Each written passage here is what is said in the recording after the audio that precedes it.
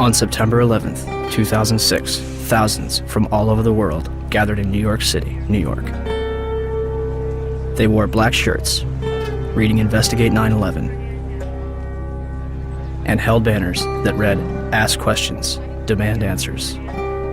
This day marked the 5th anniversary of the terrorist attacks of September 11th, 2001.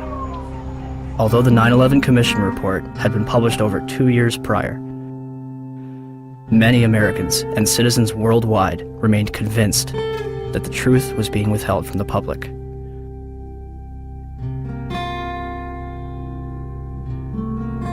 Why?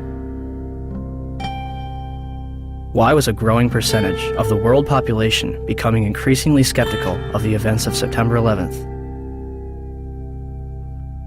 Was it a natural inclination towards believing the worst about the United States government? Or was it a legitimate concern that only grew more powerful with time?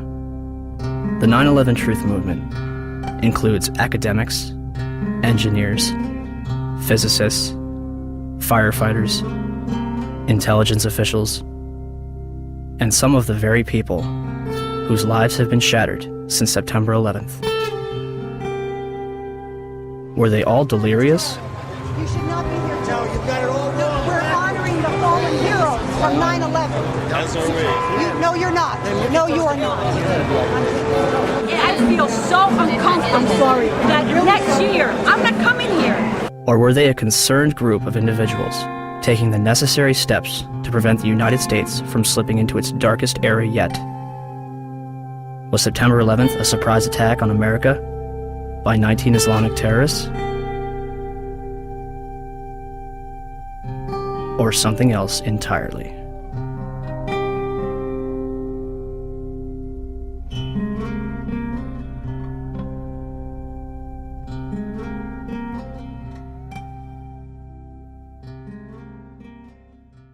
George Bush has spent an uncomfortable day with his people trying to explain away why he failed to pass on warnings the White House had received before September the 11th that terrorists were planning to hijack American aircraft.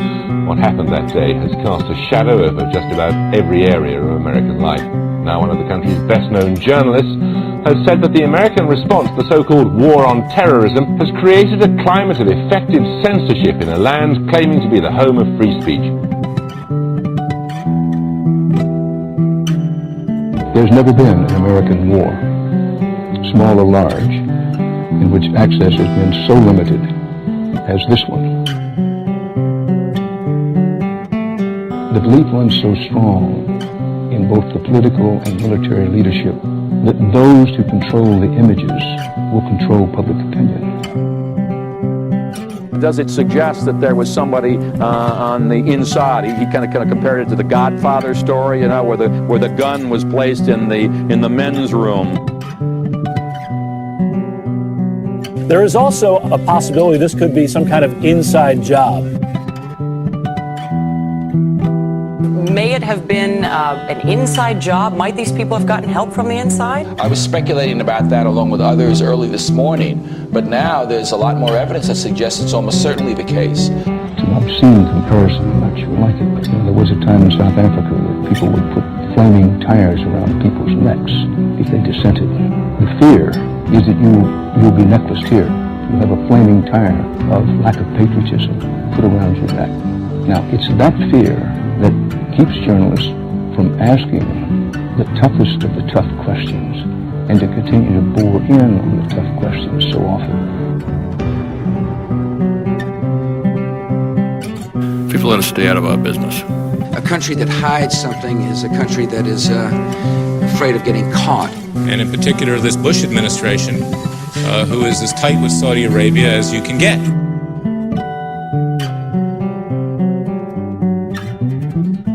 The president's father used to stay with the bin Laden family when he would go to Saudi Arabia. In the past, though, the FBI has sometimes made problems worse by ignoring or denying them. FBI management intentionally and repeatedly thwarted and obstructed my attempts to launch a more comprehensive investigation to identify and to neutralize terrorists.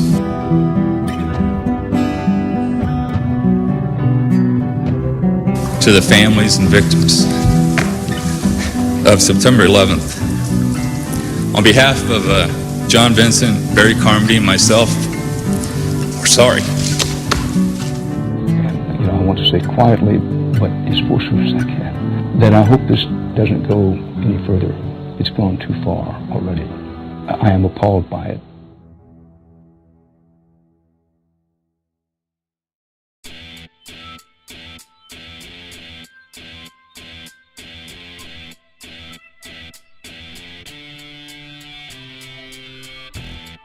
On September 13th, the United States government declares that it has overwhelming evidence that bin Laden is responsible for the attacks. The Taliban offers to hand over Osama bin Laden if the United States can provide evidence. Our position in this regard is that if America have evidence and proofs, they should produce it, and we are ready for the trial of Osama bin Laden in the light of evidence. Are you willing to hand Osama bin Laden to the United States or not? No. Without evidence, no. September 23rd, 2001. The Secretary of State said the administration would soon be able to document its case in public against the Al-Qaeda network and Osama bin Laden. And I think it'll be persuasive. By the next day, the White House was already backpedaling. But is there any plan to present public evidence so that, the average citizen, not just Americans, but people all over the world, can understand the case against bin Laden? I think as Secretary Powell said, there's hope to do that and to do so in a timely fashion over some course of time. But I think the American people also understand that there are going to be times when that information cannot immediately be forthcoming, and the American people seem to be accepting of that. It seems as though you're asking everyone to trust you. This information has yet to be provided to the public. Instead of taking credit, bin Laden denies involvement in the attacks 3 times. December 13th, the Department of Defense releases a videotape allegedly discovered in a house in Jalalabad, Afghanistan. Osama bin Laden describes the attacks along with Khaled al-Harbi. American mainstream media and even President Bush would portray this videotape as absolute proof of his guilt. International establishments question the authenticity of the tape. December 26th, 2001. A Taliban official claims that he has attended the funeral of Osama bin Laden. The next day, a video believed to be recorded on November 19th is broadcast, in which bin Laden praises the attack, but takes no responsibility. The next bin Laden video would not appear until October 29th, 2004, days before the presidential election. The video is described as the clearest claim of responsibility for 9/11. And when questioned why bin Laden's most wanted poster does not indict him for 9/11, the chief of investigative publicity for the FBI, Rex Toome, replied, 9/11 is not mentioned on bin Laden's most wanted poster is because the FBI has no hard evidence connecting Osama bin Laden to 9/11. Clearly, I couldn't really believe what I had just heard, so I repeated it. And he said, yes, that is correct. The FBI has no hard evidence connecting Osama bin Laden to 9/11. What evidence do they have? 2 bags belonging to Mohammed Atta checked in at Portland Airport but failed to make Flight 11 at Boston, containing a 757 video tour and flight manual, an Arab-English dictionary, a handheld flight computer, a Quran, and his will. Why would Atta take his will onto a plane that would be destroyed in a fiery inferno? Marwan al-Sheikh's rental car, discovered at Logan Airport, containing an Arabic flight manual, an airport restricted area pass, and documents from Huffman Aviation. Nawaf al-Hazmi's rental car, discovered at Dulles Airport, containing Mohammed Atta's instructions, a check for a flight school in Phoenix, 4 drawings of a 757 cockpit, a knife, and maps of Washington and New York. Satam al-Sakami's passport, discovered below the Twin Towers. Well, Dan, not far from here, a passerby found the passport of one of the hijackers. How does a passport fly out of a man's pocket through a 400-mile-per-hour airplane crash, survive 9,000 gallons of jet fuel, and land intact on a sidewalk 1,000 feet below? Mahed Maked and Nawaf al-Hazmi's ID cards discovered in the wreckage at the Pentagon. An ID, Saeed al-Ghamdi's passport, Ahmed al-Nami's driver's license, passport photos, and a business card found in Shanksville. The list goes on.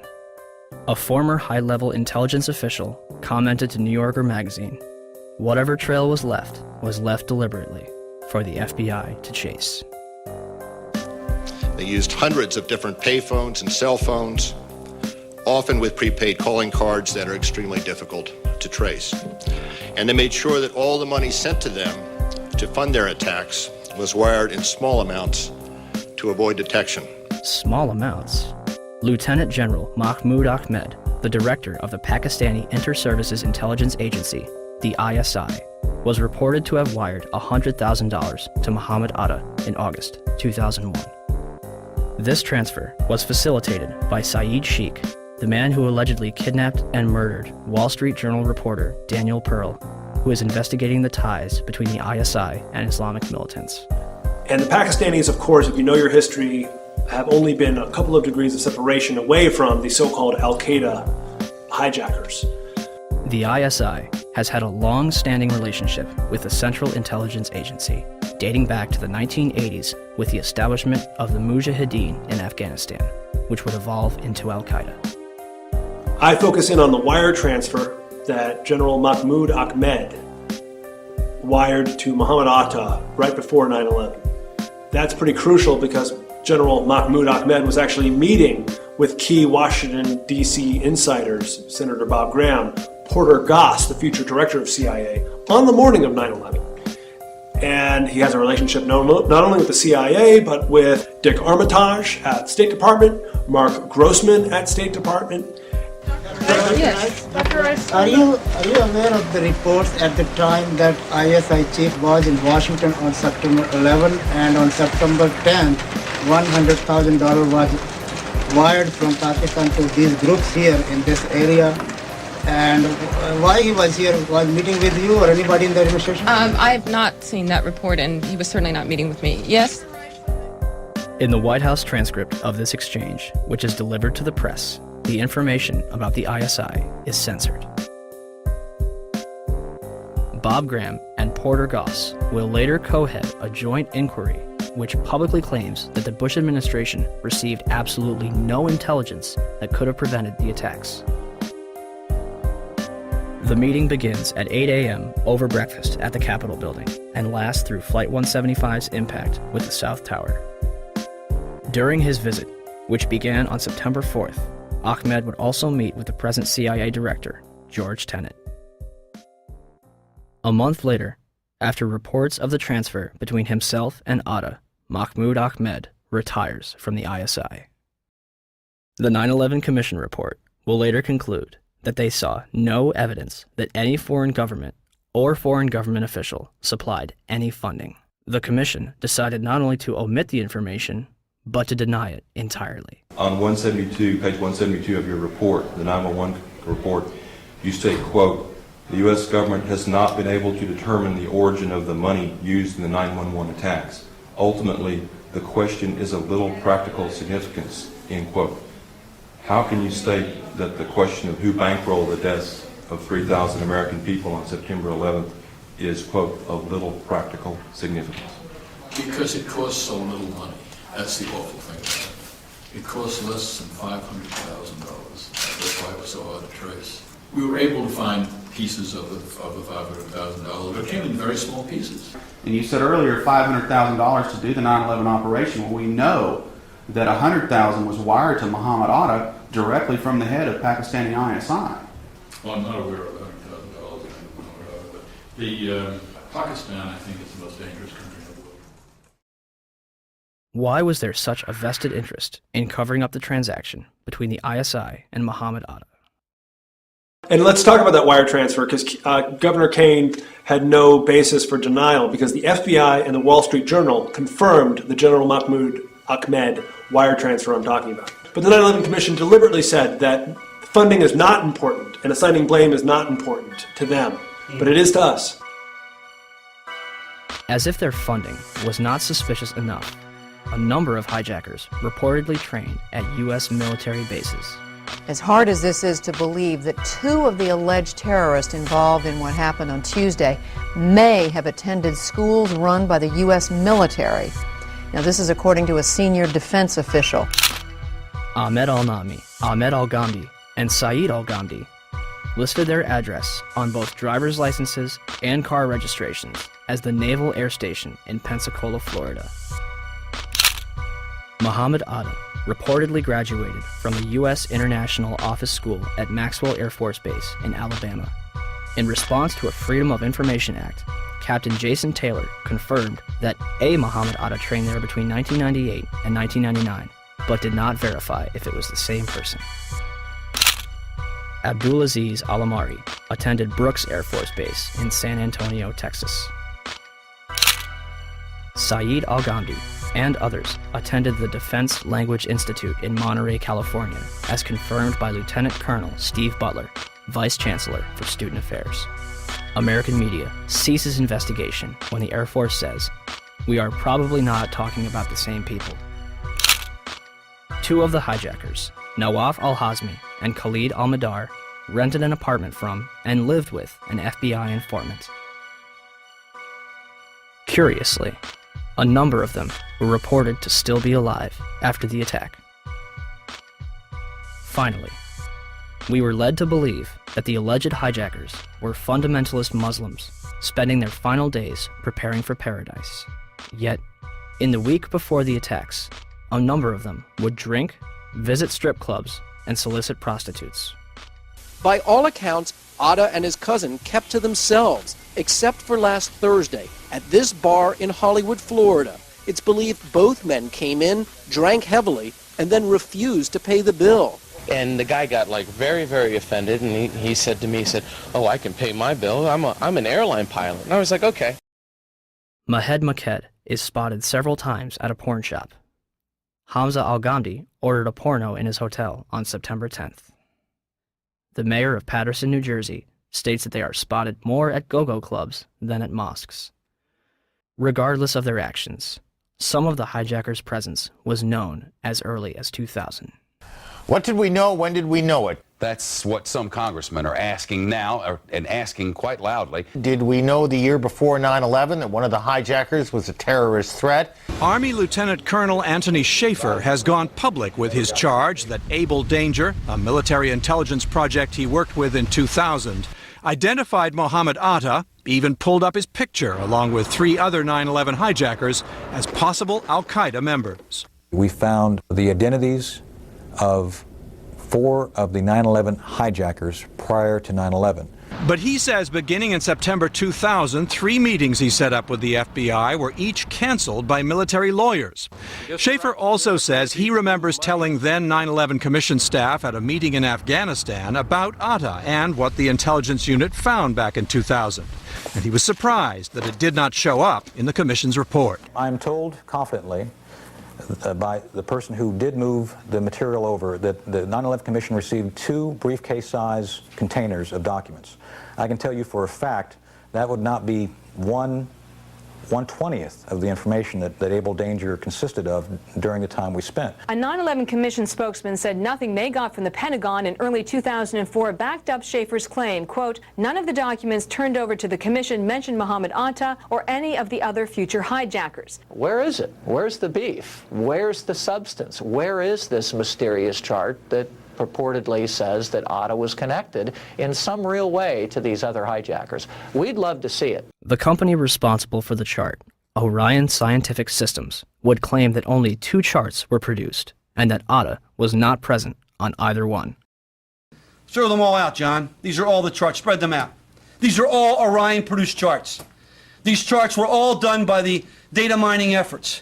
So the Orion Corporation lied to the Senate Judiciary Committee staff. All data mining efforts, and yet the company said to the Senate Judiciary staff, "We don't have any of those charts. They're not ours." Well, here they are, and their logos are on each one of them. Well, Mr. Chairman, at least 2 of the 5 people that were going to appear today were threatened with removal of their security clearances if they continue to talk about this. This is going back. Are you at liberty to identify who those 2 are? I will to you. I'd rather do it privately since the Defense Department has chosen not to allow anyone to testify, but I will provide that information to the committee. For the life of me, I don't understand why, as I understand it, I stand corrected if I'm wrong, but I understand the witnesses we assumed we were going to get to hear from the Defense Department have been pulled. They may be or may not be in the room, but have been instructed that they cannot testify. I think that's a big mistake. This is actually a chart of Al-Qaeda and the various cells around the world. Much of this data, most of it was obtained prior to 9/11 by the work of Able Danger. As you see, there is an actual photograph of Muhammad Atta. What does that depict generally? It depicts the organizational and activity associations of Al-Qaeda operatives that were involved in 9/11 and related events. And at the time, if the Commission had looked into this in early 2004, the charts that had Muhammad Atta on it still existed. There was a chart in Mr. Smith's office. There was the chart that still should have been in the Defense Intelligence Agency because it wasn't destroyed within Lieutenant Colonel Schaefer's files until the spring of 2004. The same with the chart that Mr. Smith had. Our support to Able Danger became severely restricted and ultimately shut down due to intelligence oversight concerns. I was supported vigorously by both the LEWA and the INSCOM chain of commands, and we actively worked to overcome this shutdown for the next several months. In the midst of this shutdown, I, along with one of my analysts, Chief Warrant Officer 3 Terry Stevens, were forced to destroy all data, charts, and other analytical products that we had not already passed on to SOCOM related to Able Danger. Another former DoD official will testify today that he was ordered to destroy up to 2.5 terabytes of data. Now, I don't know what a terabyte of data is, so we contacted the Library of Congress. It's equal to 1/4 of all the entire written collection that the Library of Congress maintains. Are you in a position to evaluate the credibility of Captain Philpott, Colonel Schaefer, Mr. Westphal, Ms. Preissler, Mr. J.D. Smith as to their credibility when they say they saw Muhammad Atta on a chart? Yes, sir. I believe them implicitly. Lieutenant Colonel Tony Schaefer, who was the first member of Able Danger to go public, has now been told in writing by the Defense Intelligence Agency that he can't speak to members of Congress or their staff without prior approval. And now a security clearance, which allowed him to deal with classified information, has been pulled. The congressman says Schaefer has been gagged, punished for speaking up. The official response to Able Danger began in September 2005 with a letter from 9/11 Commissioner Slade Gordon to Senator Arlen Specter. Gordon concludes by saying that since Condoleezza Rice, President Bush, and the White House denied that Able Danger identified the 9/11 hijackers, it never happened. A 6-month investigation by the Senate Intelligence Committee concluded in December 2006 that Able Danger did not identify Muhammad Atta or any other 9/11 hijacker. Can we be certain that the hijackers were radical Muslims on a suicide mission? Or is there a possibility that they were trained, funded, and protected in our own country? Yes, ma'am, Sergeant Lorda. Yes. I'm just letting you know for information we're having an exercise, SF exercise. We're having a comm out. Okay. Got it. Happy, thanks. All right, thank you. Back. Between September 2000 and June 2001, the Federal Aviation Administration, FAA, would scramble fighter jets to intercept errant aircraft 67 times. Interceptions are routine and usually occur within 10 minutes of a sign of trouble, such as permanently losing radio contact and transponder signal or flying off course. On the morning of September 11th, according to official accounts, 4 commercial airliners would be off course and out of communication, and not one of them would be intercepted. How is it that on 4 separate occasions on one day that $1 trillion military and intelligence infrastructure could fail?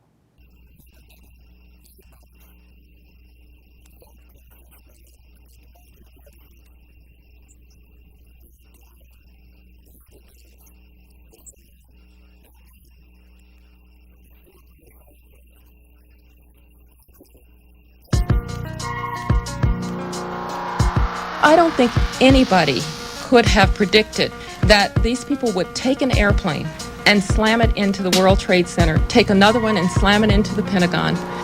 Nobody in our government, at least, and I don't think the prior government that could envision flying airplanes into buildings on such a massive scale. But that turns out not to be true. U.S. military planners did envision and practice those very scenarios. As reported by USA Today, the North American Aerospace Defense Command, NORAD, conducted exercises with fighter jets, simulating hijacked planes flown into the World Trade Center in the 2 years before the attacks. Pentagon planners also envisioned the attack on the Pentagon 5 months before it happened. According to this April 2001 Pentagon email, Air Force officials wanted a war game, having a terrorist group hijack a commercial airline and fly it into the Pentagon. The idea was to check response times to launch fighter jets, but according to the Pentagon email, the plan was ultimately rejected by senior Pentagon officials as too unrealistic.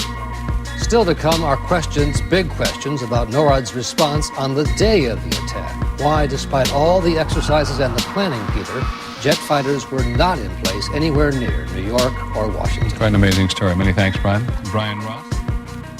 One drill, called Amalgam Virgo, was conducted on June 1st and 2nd, 2001, and simulated successful terrorist attacks.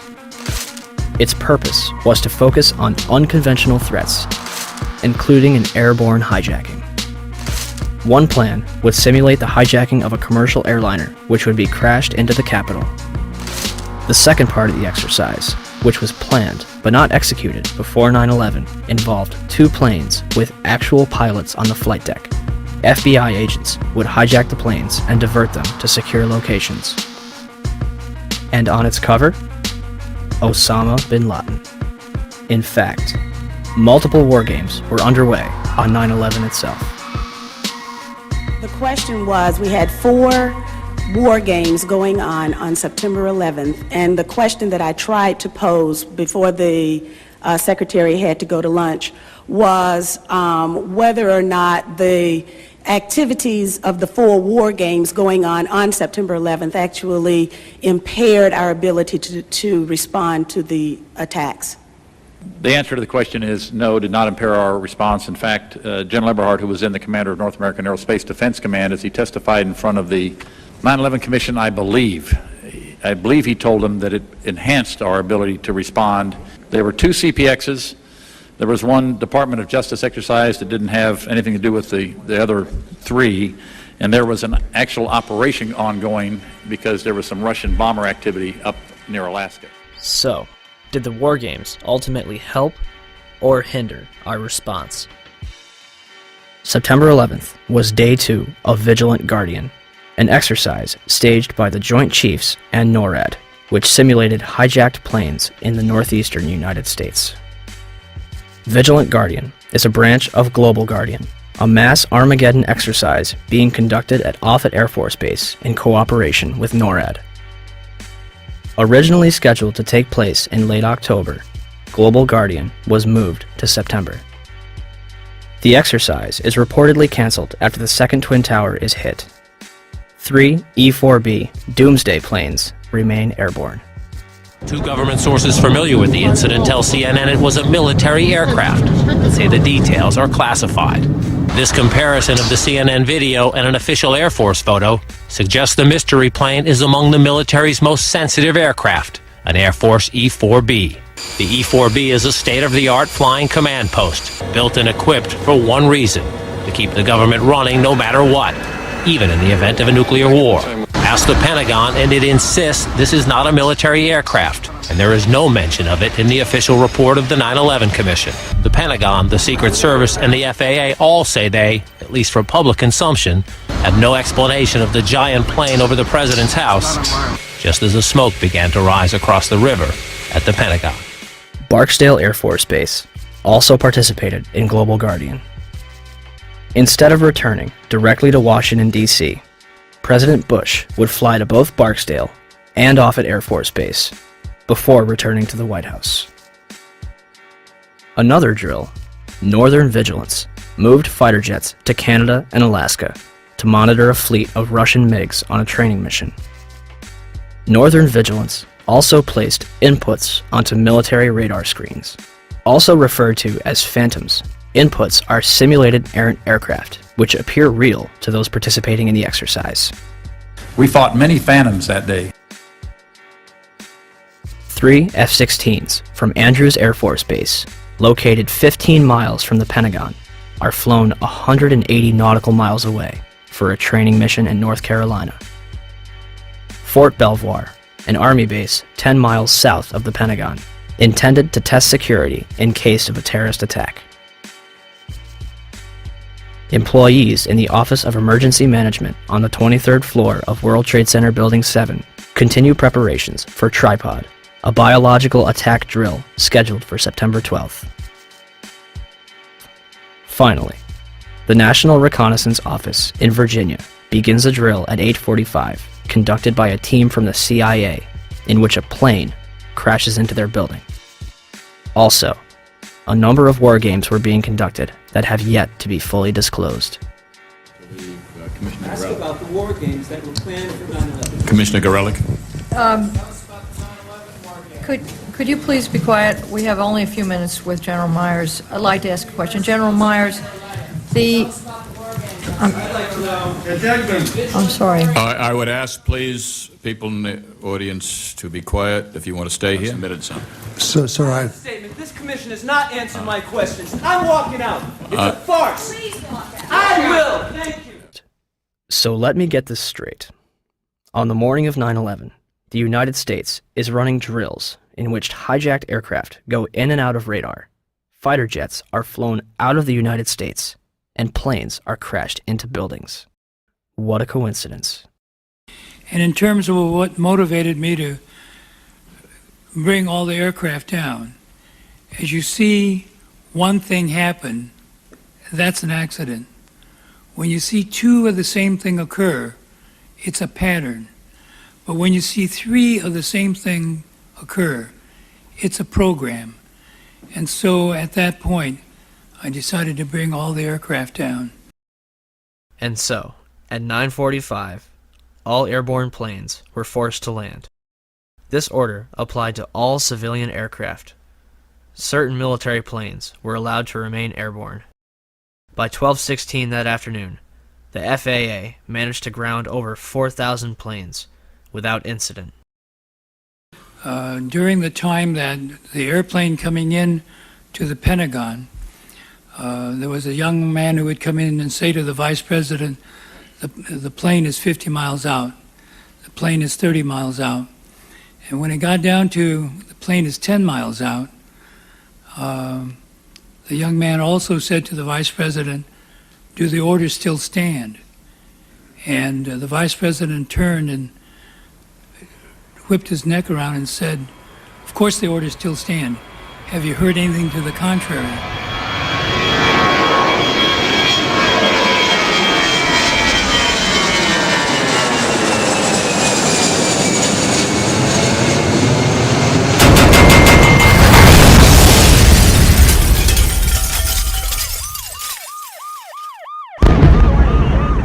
.37, Arlington, Virginia. American Airlines Flight 77 allegedly crashes into the ground floor of the Pentagon. Pentagon authorities will deny that the building had anti-aircraft defense. The FBI arrives within minutes, and the site is declared a federal crime scene, becoming their exclusive responsibility. With the help of civilians, they comb the Pentagon lawn for debris, and within 24 hours, they had confiscated every known video of the attack. Pentagon officials initially denied that any of their cameras captured the event. However, on March 7, 2002, 5 images taken by a security camera from across the heliport are released. For years, these 5 frames were the only public footage of the Pentagon attack. This would change on October 14, 2004, when Scott Bingham would file a Freedom of Information Act lawsuit requesting videotapes that captured the impact of Flight 77. Special Agent Jacqueline McGuire of the FBI located a CD-ROM that contains copies of 2 time-lapse recordings made by security cameras. released on March 16, 2006. A video taken from a Citgo gas station, which is open only to Pentagon employees, released on September 15, 2006. And the Doubletree Hotel in Arlington, Virginia, released on December 7, 2006. Agent McGuire concluded that the FBI possessed 85 videotapes that might be potentially responsive. As of this date, we have no clear images of what happened at the Pentagon on the morning of 9/11. The official story goes as such. American Airlines Flight 77 was taken over by 5 hijackers, led by Hani Hanjour. Hanjour entered the United States in 1996 to become a professional airline pilot. He would not complete a single course. It's kind of a waste of time. He wouldn't show up for flights on time, didn't do his homework.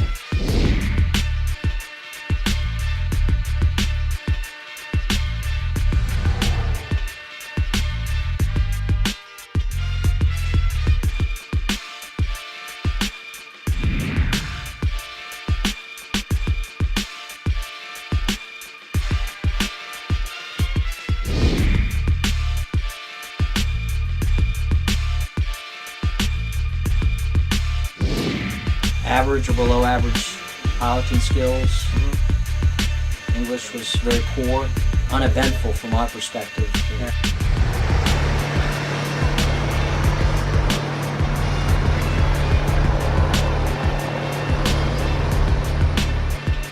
The 9/11 Commission concludes that Hanjour was perhaps the most experienced and highly trained pilot. Flight 93's hijacker, Saeed Al-Ghamdi, was a former Saudi fighter pilot. How could Hanjour be more experienced than him? On the morning of 9/11, Hani Hanjour and his 4 accomplices traveled to Dulles International Airport outside of Washington, D.C. They had spent the weeks beforehand at the Valencia Motel in Laurel, Maryland, 6 miles from the National Security Agency.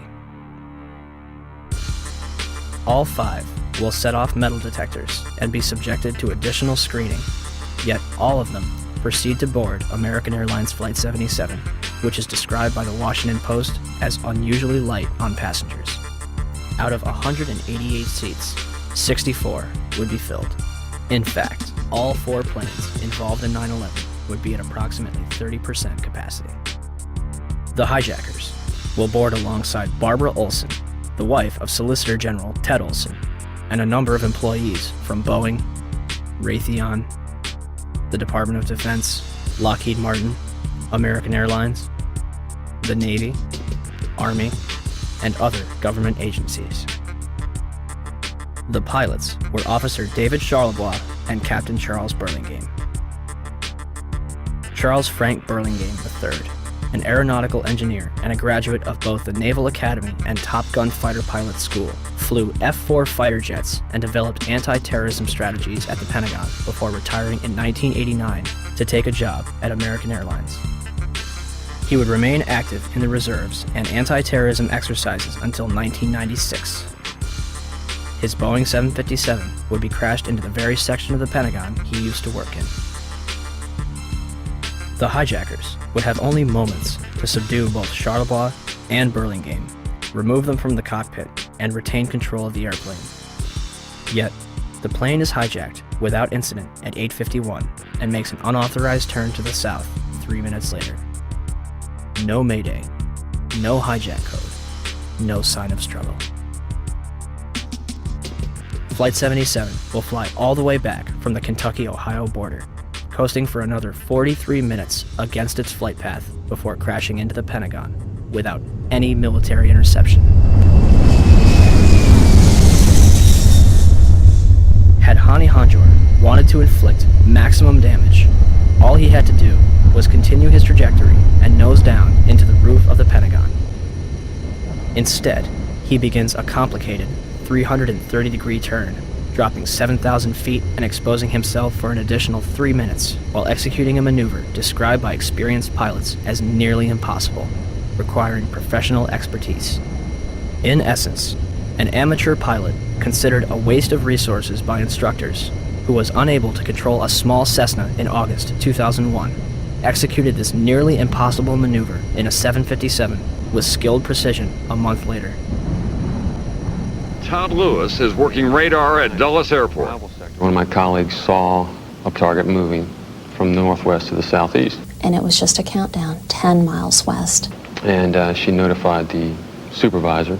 9 miles west. But nobody knew that was a commercial flight at the time. Nobody knew that was American 77. What did you think? It was a military flight of some kind? I thought it was a military flight. I thought that Langley had scrambled some fighters and... It was almost a sense of relief. This must be a fighter. Maybe one of them got up there. It was really moving fast. It was moving very fast, like a military aircraft might move at a low altitude. This must be one of our guys, sent in, scrambled to patrol our capital. The 757 will descend over Columbia Pike, flying adjacent to the Sheraton Hotel, Virginia Department of Transportation, Navy Annex, and fly past the Citgo gas station before crossing Washington Boulevard. 5 light poles are knocked out of the ground. One reportedly strikes a Washington, D.C. taxi driven by Lloyd England. Flight 77 manages to hit the only section that was reinforced to withstand a terrorist attack, including reinforced steel and blast-resistant Kevlar windows an 1.5 inches thick. The renovation, planning for which had begun in 1991, was only days away from completion. Had the plane struck anywhere else, the casualties and damage would have been far greater. An area that normally would have housed up to 5,000 occupants yielded 125 casualties. The Pentagon's outer wall had a hole approximately 20 feet in diameter on the first and second floor, and visible damage 90 feet across the first floor. I would say if it was 16 feet diameter, 20 feet tops, that's what would start me so curious. As I was trying to find something, there was no marks on the grass. Something never hit the ground. It didn't hit the heliport. I mean, it was a precision or awfully lucky hit. I mean, I don't know how it didn't bounce. I don't know how it hit directly in the side of the building without touching the ground, going as fast as it obviously was going.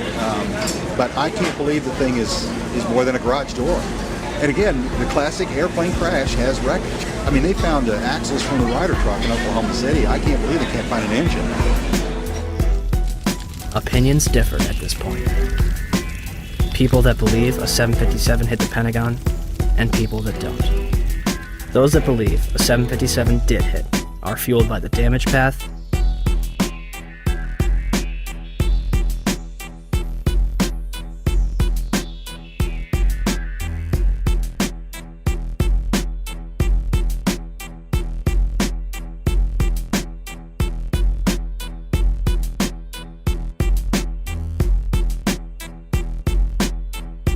wreckage outside the building,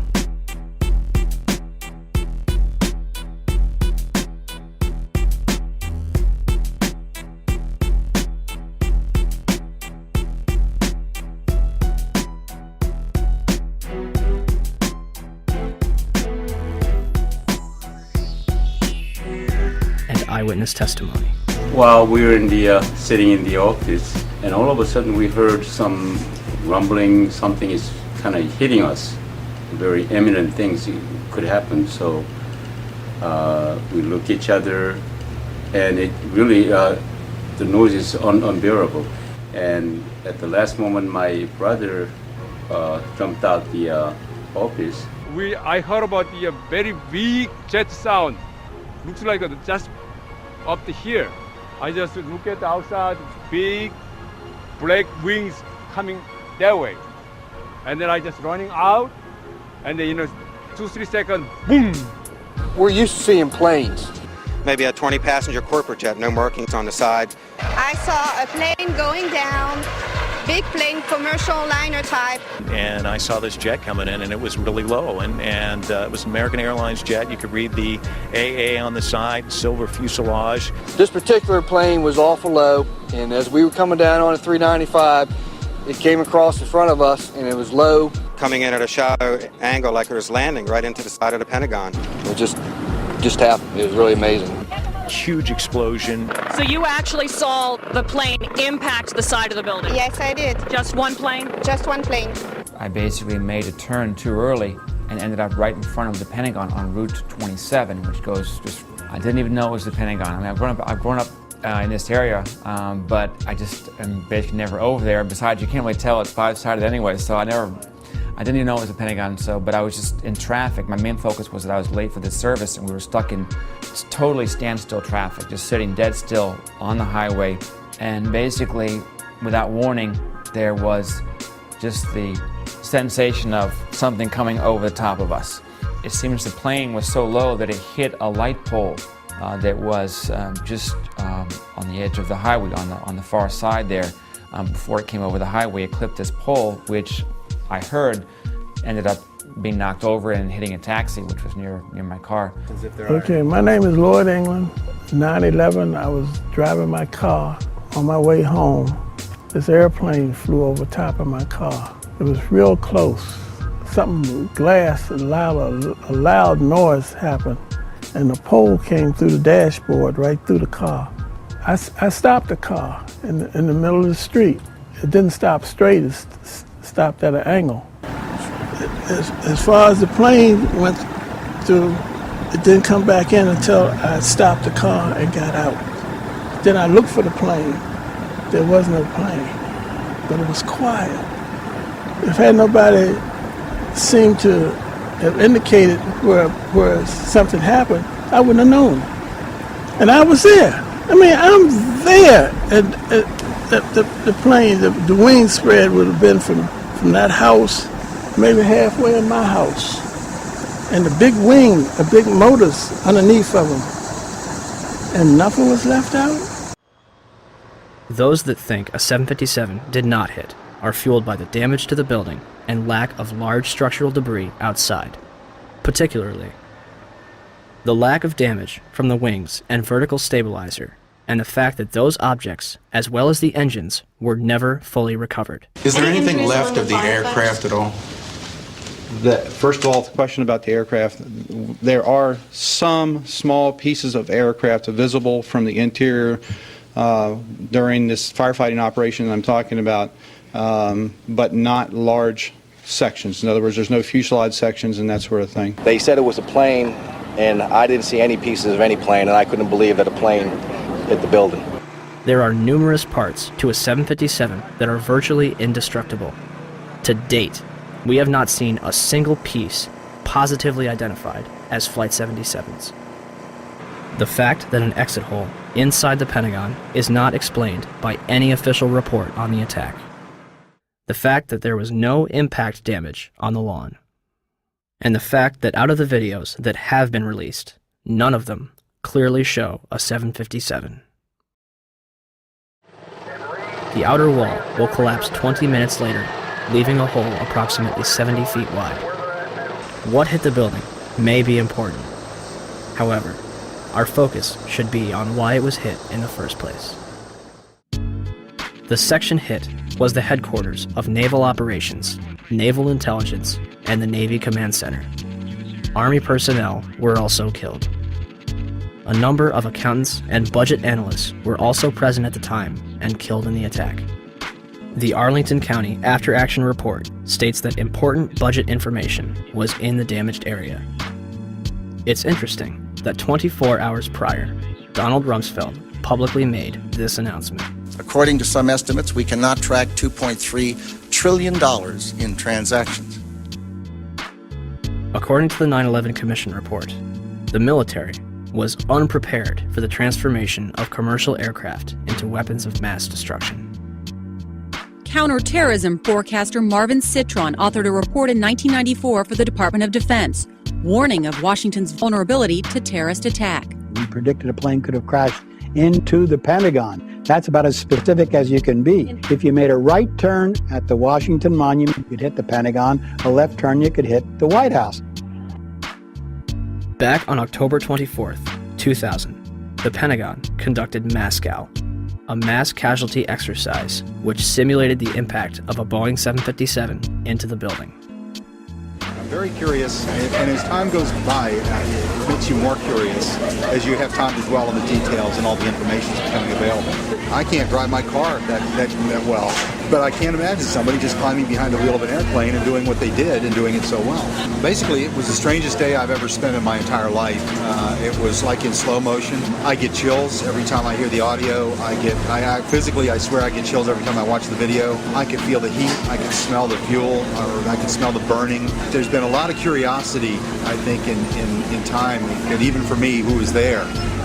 I still have questions of, did I really see what I think I saw? You know, when you're led to believe and you think you believe what you think you saw, I think that you begin to buy into it. But the more you dwell on it and the more the evidence comes forward, the questions get larger and larger and larger.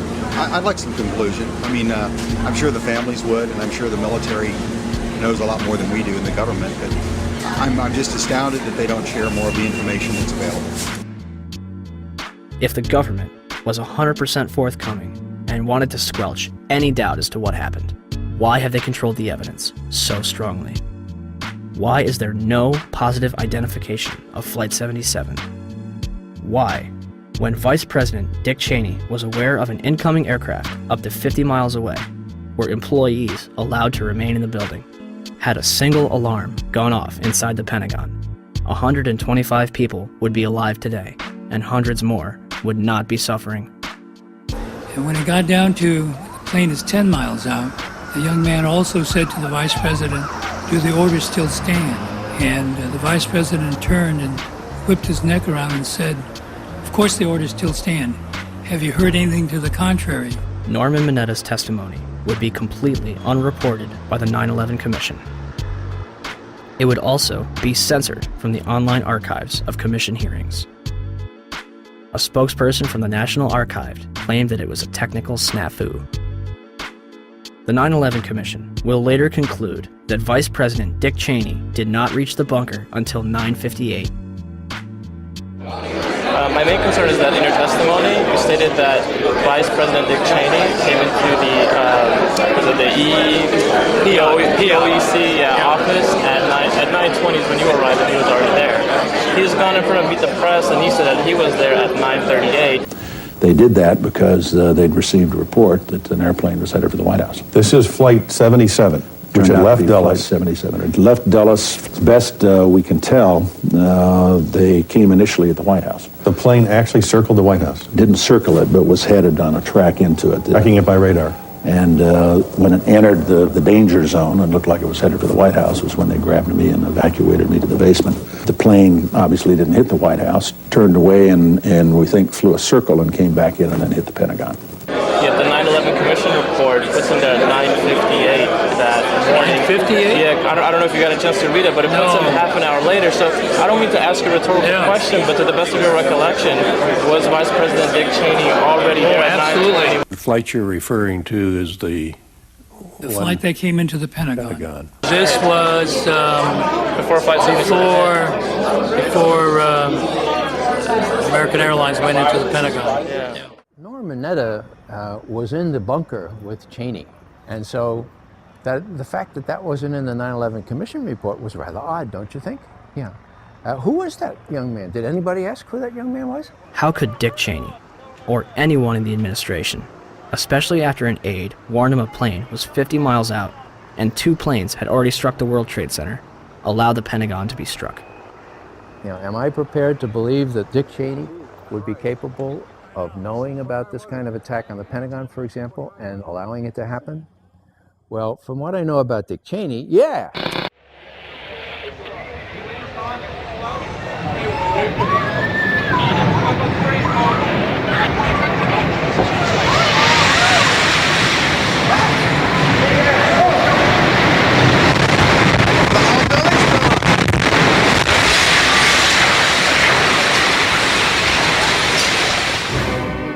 (9:59), New York City, New York. The South Tower of the World Trade Center, 110 stories tall, collapses to the ground in approximately 10 seconds. 29 minutes later, the North Tower follows suit, also collapsing in approximately 10 seconds. Later that evening, at 5:20, World Trade Center Building 7, 47 stories tall, collapses to the ground in under 7 seconds. The official explanation is that falling debris from the North Tower created a series of fires inside the building. If this is true, it would be the third steel-frame skyscraper in history to completely collapse because of damage and fire. The first two would be the Twin Towers. February 23rd, 1991. One Meridian Plaza, a 38-story skyscraper in Philadelphia, burned for 18 hours across 8 floors. It is later described by officials as the most significant fire of the century. It did not collapse. October 17, 2004.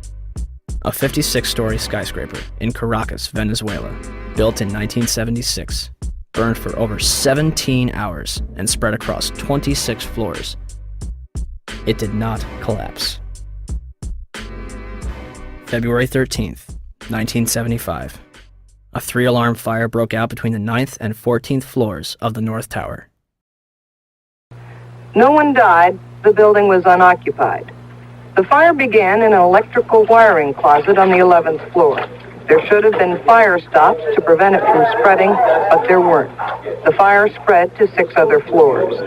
Even without a sprinkling system, fire department officials and building officials here say that there's no chance the World Trade Center could become a type of towering inferno. The fire is so intense, it leads to the installation of sprinkler systems, which would come in handy on May 19th, 1975, when 7 fires strike the complex. The South Tower had garbage fires dispersed between the 25th and 36th floor, and the North Tower had a fire on the 11th floor. 6 of the fires were minor, but the 7th on the 32nd floor of the South Tower caused heavy damage. Guess what? They did not collapse. September 11th, 2001. 2 110-story skyscrapers, completed in 1973, burned for 56 minutes over 8 floors and 103 minutes over 5 floors, respectively, before collapsing completely to the ground. Some argue that this was due to the construction of the Twin Towers. The Twin Towers were composed of 200,000 tons of steel and 425,000 cubic yards of concrete. The core of each tower was a rectangular pillar 87 by 133 feet, comprised of 47 steel box columns ranging from 36 by 16 to 52 by 22 inches. The North Tower was completed in 1970, standing at 1,368 feet tall, and the South Tower was completed in 1973, reaching 1,362 feet tall, making them the tallest buildings in the world at the time. They were designed to withstand multiple impacts from a Boeing 707, the largest aircraft at its time.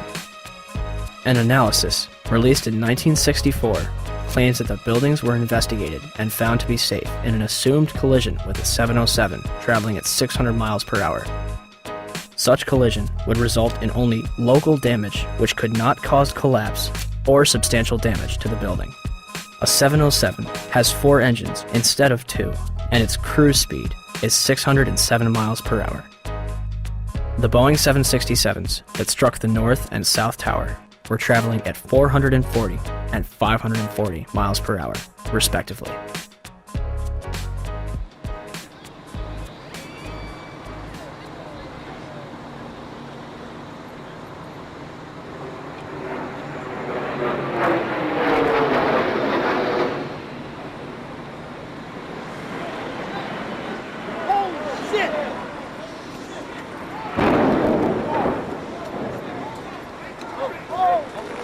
Breaking news on WCBS 880, right here, right now. I believe if we can get in touch with him, we have a witness who saw what happened at the World Trade Center. This apparently was a commuter plane that smashed into it with such force that the windows of the Pick-a-Bagel smashed with a big bang. Everybody was very frightened. Did you manage to see what kind of plane it was? No, I couldn't tell. It was a smaller plane. It looked like a smaller plane, but I couldn't tell. Not I'm not really sure. A medium-sized body plane with engines on both sides, almost like a gray-black color in nature on the plane. I would say it wasn't a huge jet, but it was a plane that sounded like it was a fighter jet overhead. I work right next door at 74 Trinity Place. We heard the first one come in. I didn't know what it was. It sounded like a missile. Oh my God, Ed, another plane just hit the World Trade Center. Another plane. It was a medium-sized plane. Unbelievable. It would appear, Jim, as if there's more smoke coming from the ground. And we used to have another, things have fallen to the ground and are burning. And we have... One gentleman told me he was on the 65th floor standing next to an elevator when the elevator exploded and knocked him out of his shoes. Another woman said that she was working on the 49th floor and she's seen people in the stairwells with burns, broken arms. People are passing out of the stairwells from the heat. She says there's a lot of heat and smoke. It's a horrible scene here. I'm live at Broadway and Fulton. Allison Keyes, WCBS 880 News. All right, thank you, Allison. Basically, there's people running around down the street. All the glass panes that are on the bottom part of the World Trade Center are all blown out. When I first heard it and ran over to the window, it looked like there was fire on the bottom floor. Well, they're ahead there. And all of this, the world... Oh, wait. Oh, my God. Oh, my God, the building fell. Are you there? The building just fell. You said it sounded like the 4th of July. You heard a big explosion before the building fell? I saw it as it was happening, and it sounded as if you had 100 of those little black cat firecrackers and you lit them all off at once. That's what it sounded like. It sounded like the finale of the 4th of July over the East River. Oh my We just witnessed some kind of secondary follow-up explosion. 10 o'clock Eastern Time this morning, just collapsing on itself. We have no idea what caused this. Almost looks like one of those planned implosions. As if a demolition team set off. When you see the old demolitions of these old buildings, it folded down on itself and it is not there anymore. If you wish to bring anybody who's ever watched a building being demolished on purpose knows that if you're going to do this, you have to get at the under infrastructure of a building and bring it down. Right now, police have to determine is whether that explosion was caused from the initial impact of the plane or whether it was something that was exploded on the ground. Generally speaking, for a building to collapse in on itself like that, it would seem to indicate that there could have been an explosion, a bomb planted on the ground that would make the building collapse within itself. By that evening, eyewitnesses and experts alike were rushing to defend the official narrative of events, claiming that raging jet fuel fires melted the steel inside the Twin Towers. I saw this plane come out of nowhere and just ream right into the side of the Twin Tower, exploding through the other side. And then I witnessed both towers collapse, one first and then the second, mostly due to structural failure because the fire was just too intense. When one of those airplanes crashed into one of the towers, it was the equivalent of a 6-point earthquake. Marlene Davis is the Dean of Architecture at the University of Tennessee.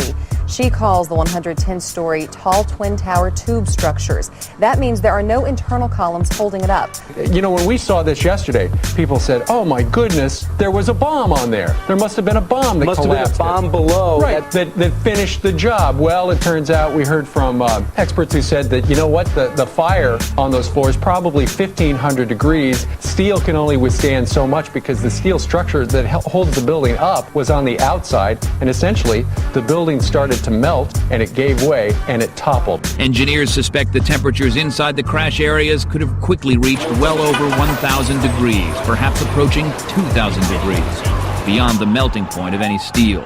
They were not designed, perhaps, to take a direct strike from something the size of a 737 or an Airbus, perhaps fully loaded with fuel. Steel will melt. Physics professor and explosives expert Van Romero.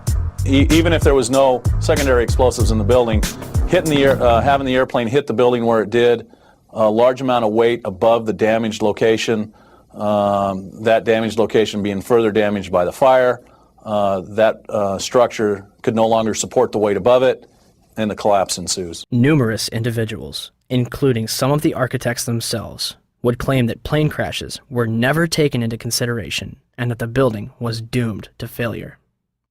Hyman Brown was the project engineer on the Twin Towers, the man on the ground in charge of making sure the buildings were built right, the way it was designed. Structural steel is fireproof to last between 1 and 2 hours, which it did, and then steel melts.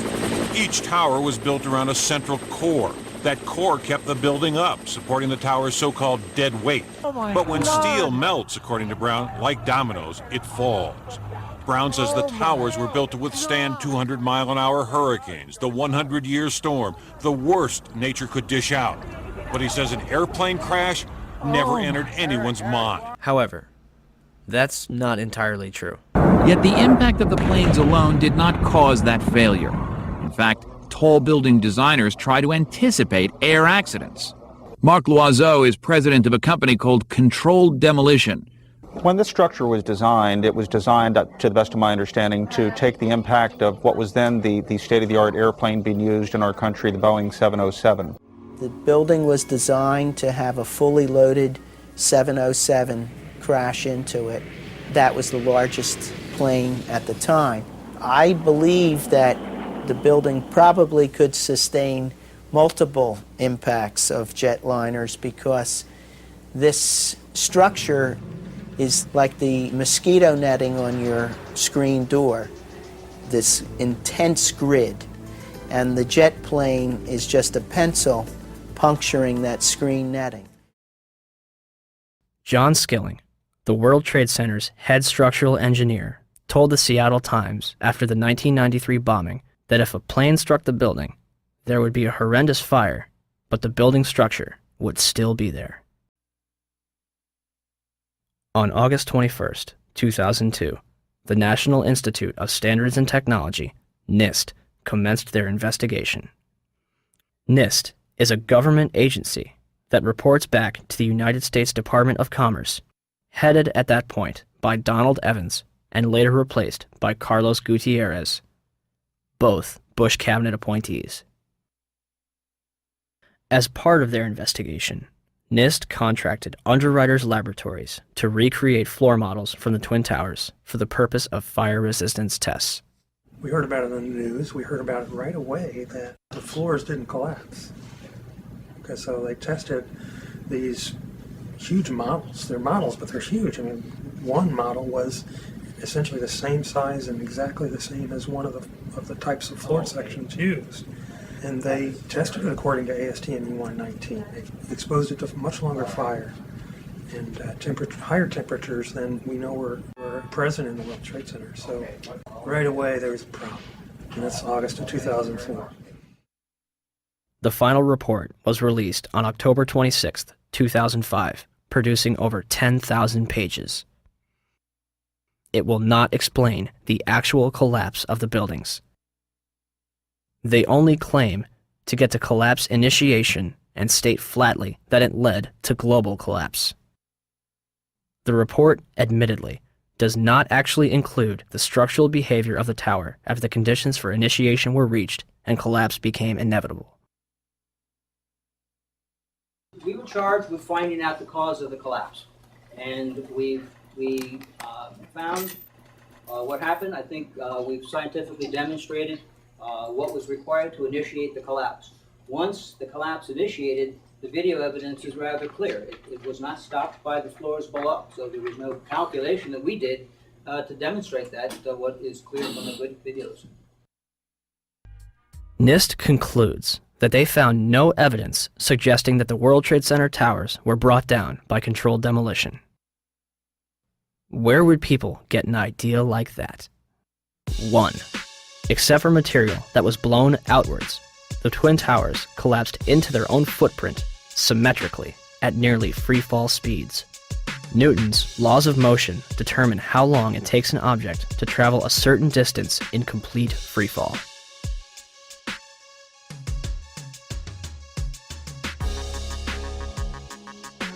In a controlled environment, an object dropped from the roof of either twin tower would reach the ground in 9.2 seconds.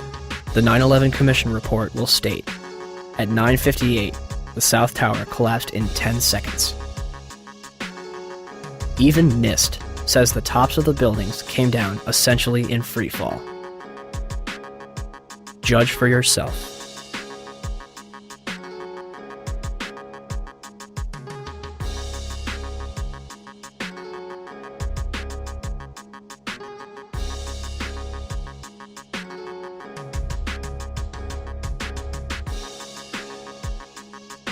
And our conclusion is that the building should not have fallen that rapidly if indeed fire caused the collapse. And in fact, there's one mechanical engineer, Gordon Ross, in the Journal of 911 Studies, who's done a thorough analysis based on conservation momentum.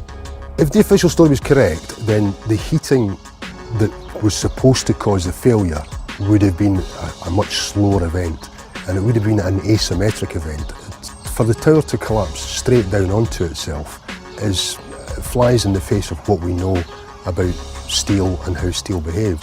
When we have a failure in one area, then the failures tend to continue within that area, and you'd see an asymmetric collapse, possibly the upper section falling off as it twisting away from the tower and falling off.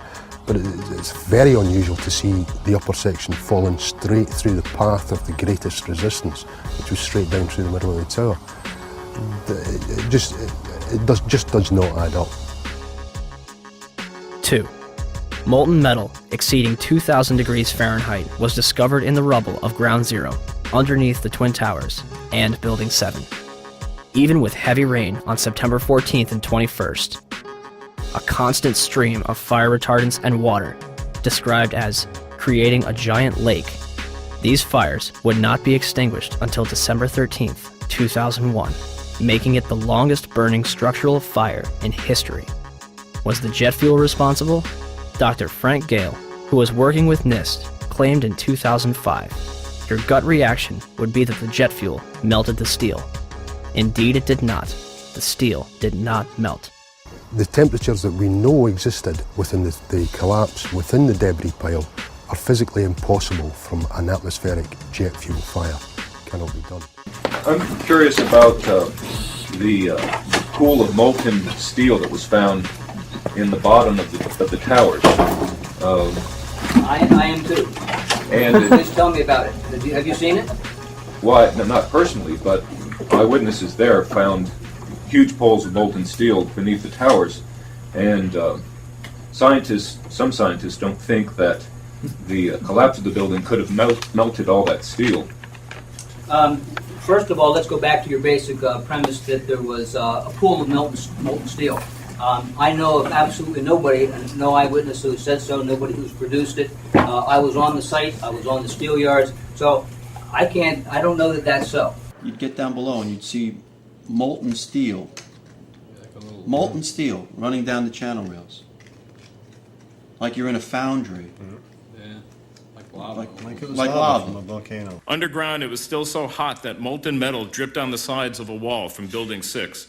However, they do hit hot spots occasionally, and everything stops. There were fires of 2,000 degrees Fahrenheit below the ground. I don't know that that's so.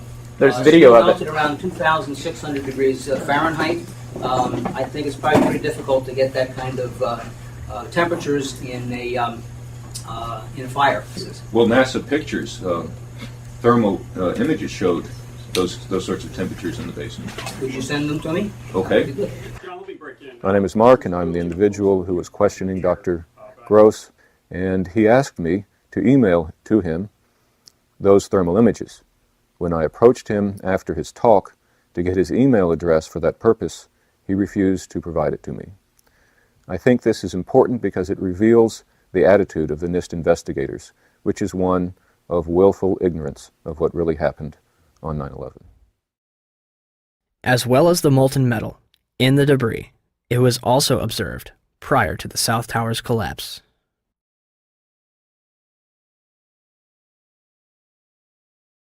Also, a minute and 20 seconds before collapse, large amounts of white smoke begin pouring from the base of the South Tower.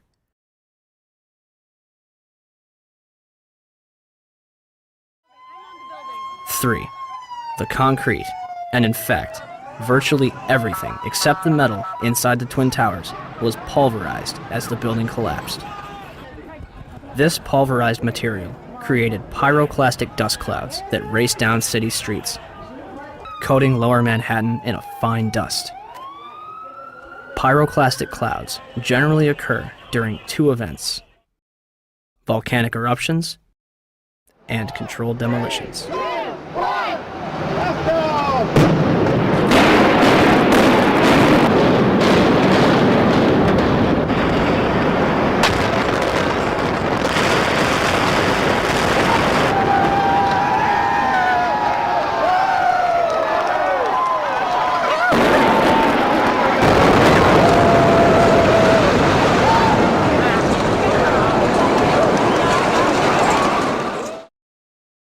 4. Steel beams weighing up to 200,000 pounds were thrown laterally up to 500 feet. A cross-section from the World Trade Center weighing approximately 300 tons was embedded in the southeastern corner of the American Express building. This piece would have had to travel at least 390 feet, maintaining enough kinetic energy to embed itself in the corner of the building. What we should have seen in the debris pile was a pyramidal shape. If it had been a gravity-driven collapse, we would have seen a roughly pyramidal shape or a conic shape. What we actually did see was a massive ejection of dust and debris and large sections of steel from well away from the towers, tens of meters away from the towers. That's hard it's hard to see a reason for that within a gravity-driven collapse. 5. Firefighters and eyewitnesses reported a series of explosions before and during the collapses. And we heard the noise associated with an implosion. Secondary explosion on Tower 2. Some sort of explosive device. We're obviously having a bit of trouble right now maintaining our location because we just heard one more explosion. There was another major explosion. Do you know anything about those extra explosions we heard? No, I do not. Were they car bombs? I have no idea, ma'am. The street shook, and I heard like an explosion. Do you know if it was an explosion or if it was a building collapse? To me, it sounded like an explosion. We heard a very loud blast, an explosion. They were taking photographs and securing this area just prior to that huge explosion that we all heard and felt. Not clear now is why this explosion took place. When there was some sort of collapse or explosion. From street level, as though it had exploded up, a giant rolling ball of flame, and the firefighters screamed, "Run!" There was this blast of warm air. It wasn't hot. It was warm. And it picked me up and threw me up against the wall of the building. You were picked up off the ground. Physically picked up off the ground. I remember an explosion. At that point, I got knocked out. I don't remember anything. Then I got up, and I looked out the window because the windows exploded, and the street below caved in.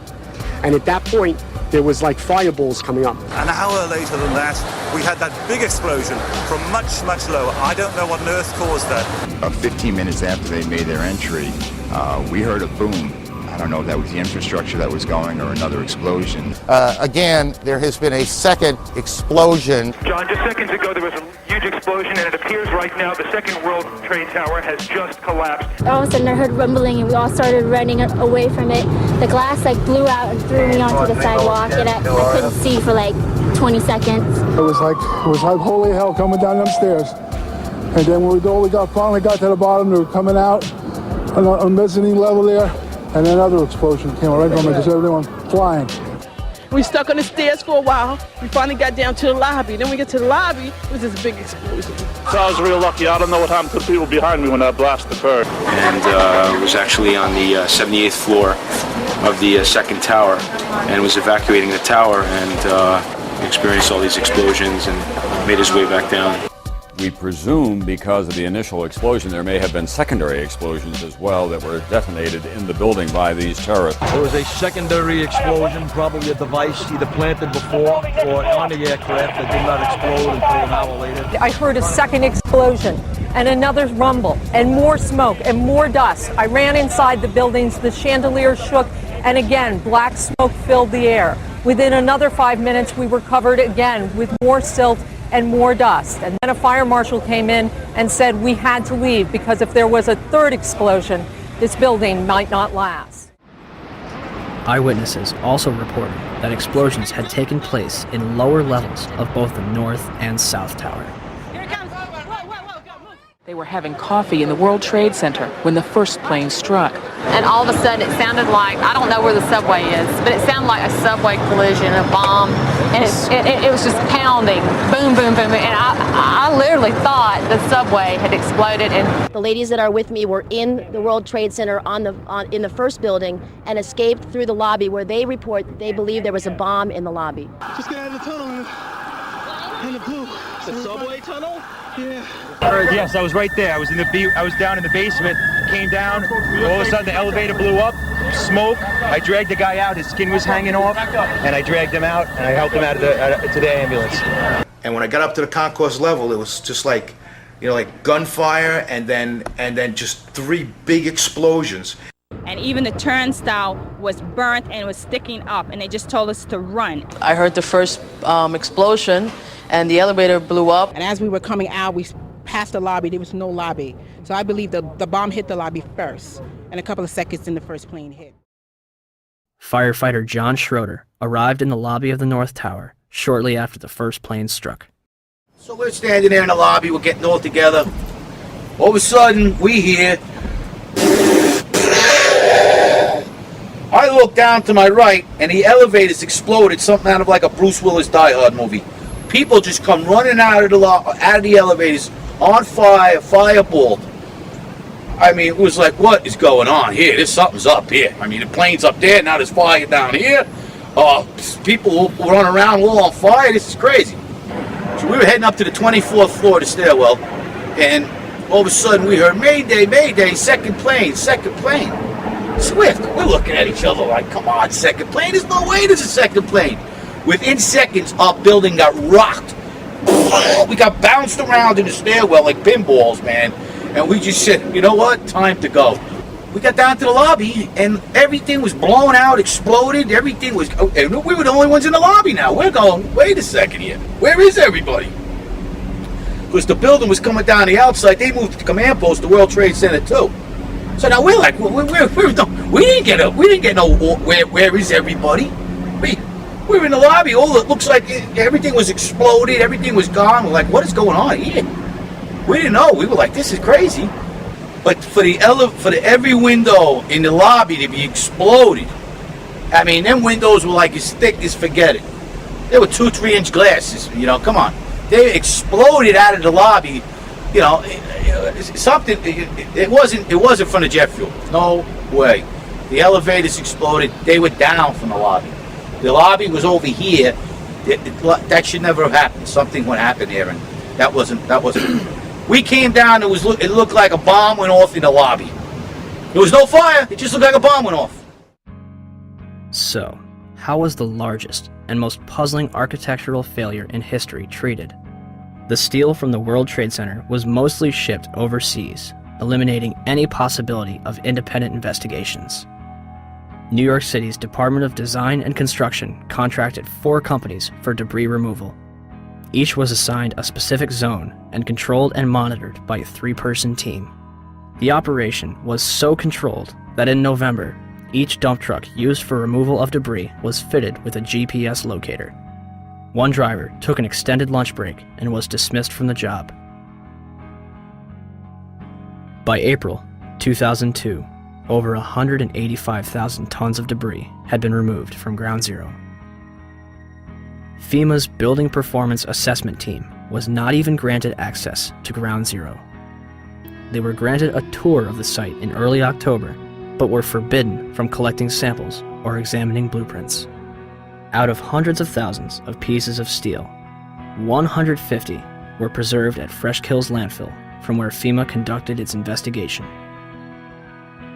When the Twin Towers came down, they released over 500 tons of pulverized asbestos into Lower Manhattan, along with lead, barium, mercury, chromium, copper, and several other toxic chemicals.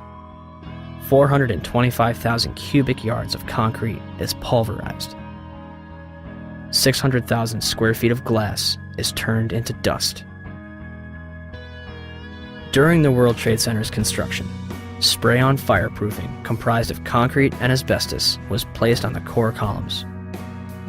When asbestos was outlawed in 1971, they ceased this procedure at the 64th floor of the South Tower. The Port Authority eventually realized that the asbestos presented a problem, and demolition was not an option. In 1989, the Port Authority estimated the removal of asbestos from both the World Trade Center and LaGuardia Airport would have cost up to $1 billion. By 2001, the cost for the World Trade Center buildings alone would have met or exceeded $1 billion. This money would sadly not be needed. Although it was clear that the air was not safe to breathe, the public was urged to return to Lower Manhattan. Wall Street opened back up on September 17th, and children were allowed to go back to school. firefighters, police, and rescue workers were allowed to toil in lethal conditions using paper masks from Home Depot, while government officials walked around in hazmat suits. My name's John Field. I was hurt at Ground Zero during the cleanup. Wow, I was only there for 5 days before I was horribly injured, and I mean horribly injured. Leading up to that day, every day I was there, I complained that it was an unsafe workplace. Someone's going to get hurt. It just happened to be me. But I let everybody know that someone would get hurt. I was there for 5.5 days. Nobody told me to wear a mask once. Nobody gave a shit when that piece of steel altered my life. But like the thousands that are suffering and sick, I didn't roll over and play dead. And I know human life takes a backseat to the almighty dollar, and that's what makes this country roll and run, is the almighty dollar. But you guys somewhere along the line lost your credibility with me. The Environmental Protection Agency, under direct orders from the White House, told New Yorkers that the air was safe to breathe. The administrator at the time, Christine Whitman, issued an internal memo on September 12th, declaring that all statements to the media should be cleared through the National Security Council before they are released. So what happened? The White House changed EPA press releases to add reassuring statements and delete cautionary ones. September 13th, the EPA draft release, never released to the public, says EPA testing terrorized sites for environmental hazards. The White House changes that to EPA reassures public about environmental hazards. September 16th, the EPA draft says recent samples of dust on Water Street show higher levels of asbestos. The White House version? New samples confirm ambient air quality meets OSHA standards and is not a cause for public concern. And the White House leaves out entirely this warning, that air samples raise concerns for cleanup workers and office workers near Water Street. Why all these changes? We were told that a desire to reopen Wall Street and national security concerns were the reasons for changing the press releases. Christy Todd Whitman should be in jail for manslaughter. Christy, go to jail. Do not piss. Go. Just go to jail. Lock yourself up. When I said that, everybody said, don't you think that's a little harsh? And I said, no. 6 months later, every politician was saying it. Everybody was saying it like it was like saying hi. I pat myself on the back for having the nerve and the audacity to say that. She took orders from Condoleezza Rice, who took orders from the White House. They knew the air was bad. They lied. You should go to jail for manslaughter.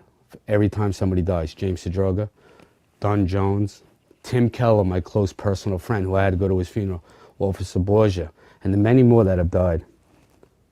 I take this personally now. I take it real personal. You got an ex-mayor running for president who claims he helped us. Standing on a pile with a bullhorn, Mr. President and Mr. Giuliani, does not constitute helping anybody. At all.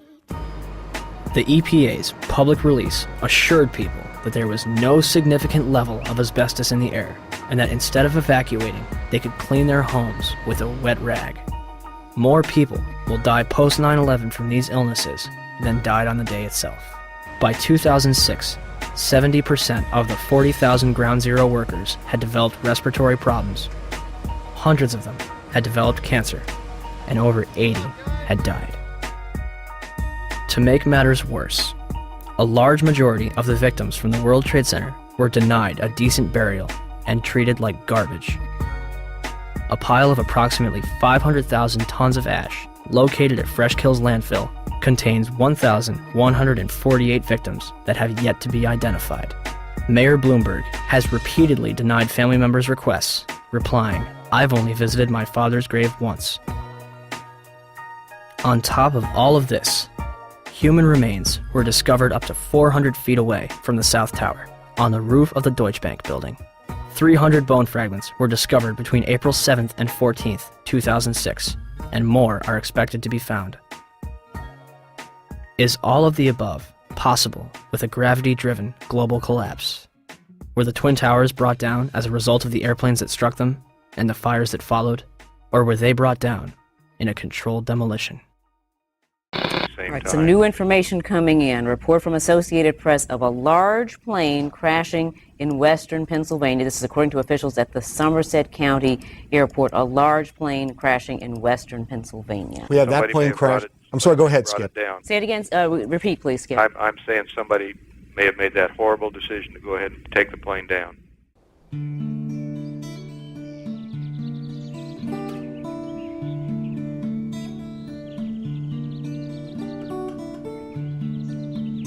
(10:03 a.m.) Shanksville, Pennsylvania. United Airlines Flight 93 allegedly plows into an abandoned strip mine at 580 miles per hour. 20 minutes flying time from Washington, D.C.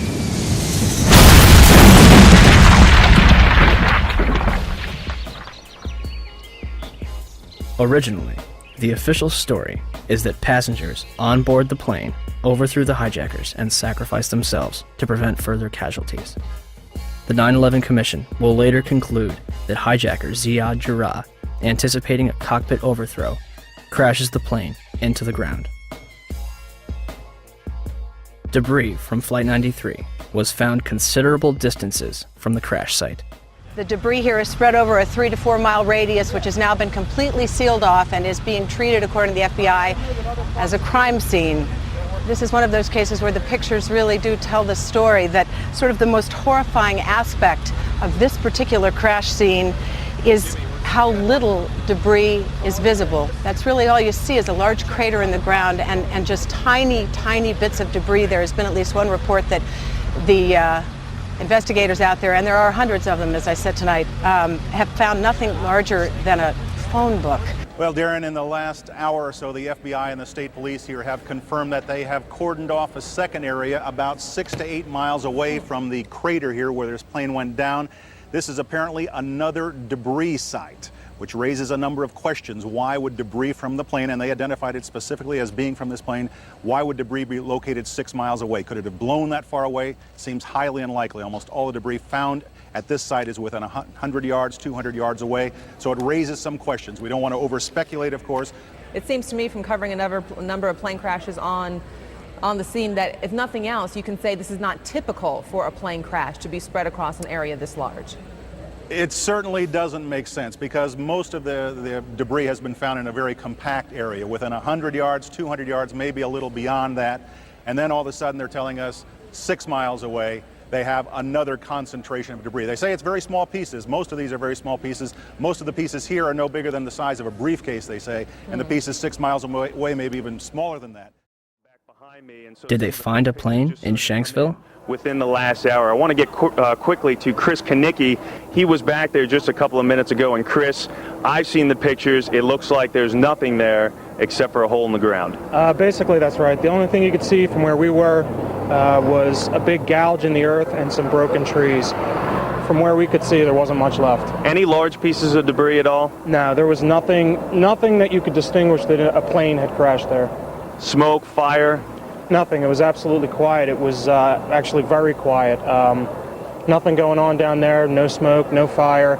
Just a couple of people walking around. They look like part of the NTSB crew walking around looking at the pieces. How big would you say that hole was? From my estimates, I would guess it was probably about 20 to 15 feet long and probably about 10 feet long or 10 feet wide. What could you see on the ground, if anything, other than dirt and ash? And you couldn't see anything. You could just see dirt, ash, and people walking around, broken trees. From the Somerset County coroner to the mayor of Shanksville, almost every eyewitness would remark how little of the plane and its passengers remained. But when I got there, I wondered to myself, where is it? The plane was just totally disintegrated. The only thing we didn't see were people. Nothing to indicate that there was even anybody on the plane. I remember asking a state trooper that was there to be sure, is that where the plane went down? It was so hard to tell because there was nothing around. The Pennsylvania state website puts it best. It is difficult to believe that a 757 plunged into the ground with such force that the plane literally disintegrated and created a still, smoldering crater. Is there any historical precedent for a commercial airliner disintegrating upon impact. The emergency services realize their task is hopeless. John Heavey and his team confront the horror of the scene. The twisted wreckage of 191 lies scattered for hundreds of meters. Debris has smashed into the trailer park, destroying 5 homes. In 1988, Pan Am 103 exploded in mid-air over the town of Lockerbie in Scotland, killing 270 people. Terrorists checked a bag containing a bomb into the hold, but didn't board the plane. The sea below them is on fire.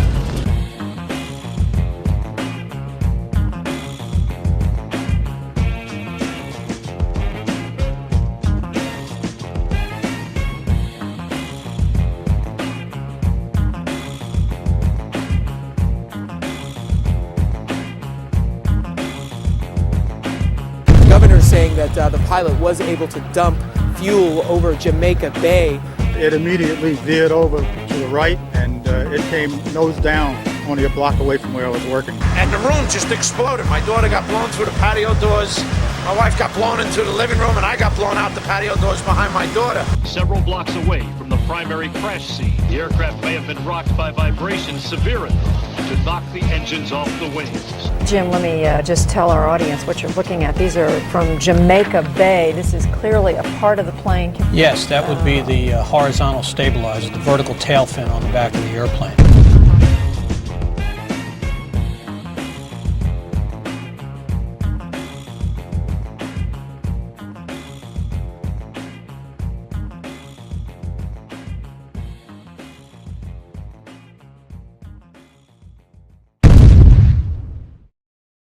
In 2006, during the trial of Zacarias Moussaoui, the FBI managed to provide a multitude of evidence that appears to have survived a catastrophic crash in near pristine condition. Among the exhibits were a red bandana, a Kingdom of Saudi Arabia driver's license, John Talignani's driver's license, and flight attendant Cece Lyle's personal effects, including her driver's license and Marriott hotel card. Although a 757 managed to obliterate itself upon impact, paper and fabric managed to survive without a scratch. They also released pictures of an engine and 2 pieces of fuselage. It is not specified where those were found. Once again, the FBI stepped in to supervise every aspect of the investigation. They repeatedly denied family members' requests to listen to the cockpit voice recorder. The FBI gave in on April 18, 2002, as long as the victims' relatives didn't talk about it. And for some reason, the last 3 minutes were unaccounted for. No explanation has been given. Even after Zacarias Moussaoui's sentencing, the actual cockpit voice recorder has yet to be released. The 9/11 Commission concludes that the military was not informed of Flight 93 until 10:07, minutes after it had crashed. We heard the explosion. Actually, our power had gone off, and then we felt a tremor. We had just gotten up, and the next thing I know, it sounded like a missile came across our house. I mean, they were going that fast. It was flying. It was coming from that direction. I have no idea what it was. Oh no, it wasn't the aircraft that crashed. No, it's hard for me to believe that they did not know about that aircraft until 10:07. That's difficult for me to believe. Despite the discussions about military assistance, no one from FAA headquarters requested military assistance regarding United 93, nor did any manager at FAA headquarters pass any of the information it had about United 93 to the military. A year after 9/11, military officials were telling an entirely different story, that Flight 93 was being tracked. In the Pentagon Command Center, there's a report of another hijacked plane, United Airlines Flight 93. We received a report from the FAA that Flight 93 had turned off its transponder, had turned, and was now heading towards Washington, D.C. The decision was made to try to go intercept Flight 93. The rules have changed. We could do something about it now. Colonel Bob Marr is in command at the Northeast Air Defense Sector base in Rome, New York. The words that I remember as clear as day was, "We will take lives in the air to preserve lives on the ground." Marr orders his air controllers tell the pilots to intercept Flight 93. United Airlines Flight 93 will not be allowed to reach Washington, D.C. The closure time came and went, and nothing had happened. So you can imagine everything was very tense. Flight 93 is about 175 miles north and west of Washington, flying over Somerset County, Pennsylvania. Up above, a fighter jet streaks by. It was about 10:03 that the fighters reported that Flight 93 had crashed. Eventually, of course, we never fired on any aircraft. When you heard the plane was down without a shot being fired at it, do you remember what you said? We just witnessed an act of heroism. Was Flight 93 downed by hijackers in an open field in Shanksville, Pennsylvania? Or is the truth being withheld from the public?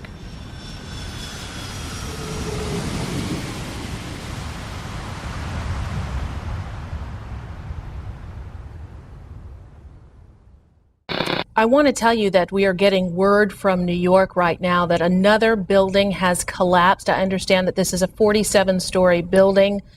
It's Building 7 of the World Trade Center, we understand, has collapsed in New York, and there you saw a video of it. Now, whether we don't even know whether this was something that was engineered for safety reasons or it just happened.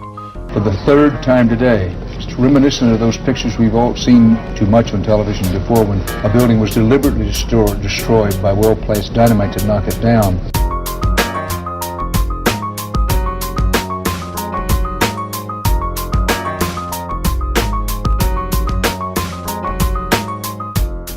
In 1984, construction began on World Trade Center Building 7, a 47-story office building, 570 feet tall, and 300 feet away from the North Tower. It opened to the public in 1987 and housed offices for Department of Defense, Securities and Exchange Commission, and the Internal Revenue Service. Building 7 was considered the Central Intelligence Agency's largest station outside of Washington, D.C., and was also the Secret Service's biggest field office. Numerous cases would be closed due to its destruction. On June 8, 1999, Mayor Rudolph Giuliani's Office of Emergency Management Command Center on the 23rd floor is opened. The command center on the 23rd floor is bulletproof and bomb-resistant, with its own air supply and generators. It's linked to city airports, the Coast Guard, and the Pentagon. Computers will soon have detailed blueprints of every major building in New York City, as well as evacuation routes. Hurricanes and heat waves would be handled here, as well as terrorist attacks. Though New York officials say their facility is not impenetrable, they're confident it could handle even the worst crisis imaginable.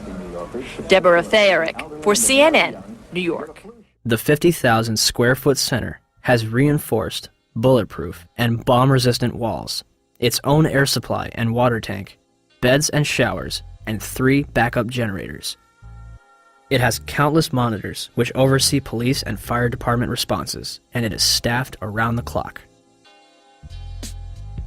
Hours before the first plane would strike the World Trade Center, Building 7's alarm system would be placed on test status at 6:47 a.m. for a scheduled period of 8 hours. This normally occurs during maintenance, and any fire alarms from the building are disregarded. After the second plane strikes the South Tower, the building's power is shut off and its tenants are evacuated. The major fires in World Trade Center 7 were as follows. On the east face, between floors 11 and 12. On the north face, on floors 7 and 12.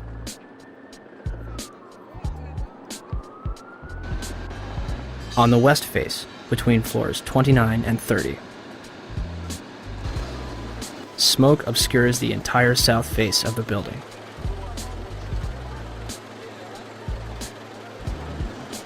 By 3 p.m., Chief Daniel Nigro of the FDNY had set up a collapse zone around Building 7. After 4 p.m., news outlets began reporting that the building had collapsed. We are getting information now that one of the other buildings, Building 7 in the World Trade Center complex, is on fire and has either collapsed or is collapsing. We've got some news just coming in, actually, that the Salomon Brothers building in New York, right in the heart of Manhattan, has also collapsed. Now, more on the latest building collapse in New York. You might have heard a few moments ago I was talking about the Salomon Brothers building collapsing, and indeed it has. Apparently that's only a few hundred yards away from where the World Trade Center towers were. And it seems that this was not a result of a new attack. It was because the building had been weakened during this morning's attacks. We'll probably find out more now about that from our correspondent, Jane Stanley. Presumably there were very few people in the Salomon building when it collapsed. I mean, there were, I suppose, fears of possible further collapses around the area. That's what you would hope, because this whole downtown area behind me has been completely sealed off and evacuated, apart from the emergency workers. That was done by the mayor, Rudy Giuliani. Jane, I think many of us, when we heard the news, perhaps on the radio earlier today, were completely flabbergasted by it and just couldn't comprehend it. I mean, it almost sounded too far-fetched. I was wondering what it's felt like for you being in Manhattan. Well, unfortunately, I think we've lost the line with Jane Stanley in Manhattan. Perhaps we can rejoin her and follow that up later.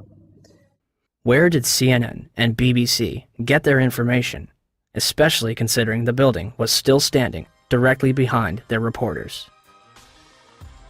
The collapse of the building at 5:20 p.m. would cause speculation as to how it fell. The collapse of the main structure takes place in approximately 6.5 seconds, and the building falls symmetrically into its own footprint, barely damaging the surrounding structures.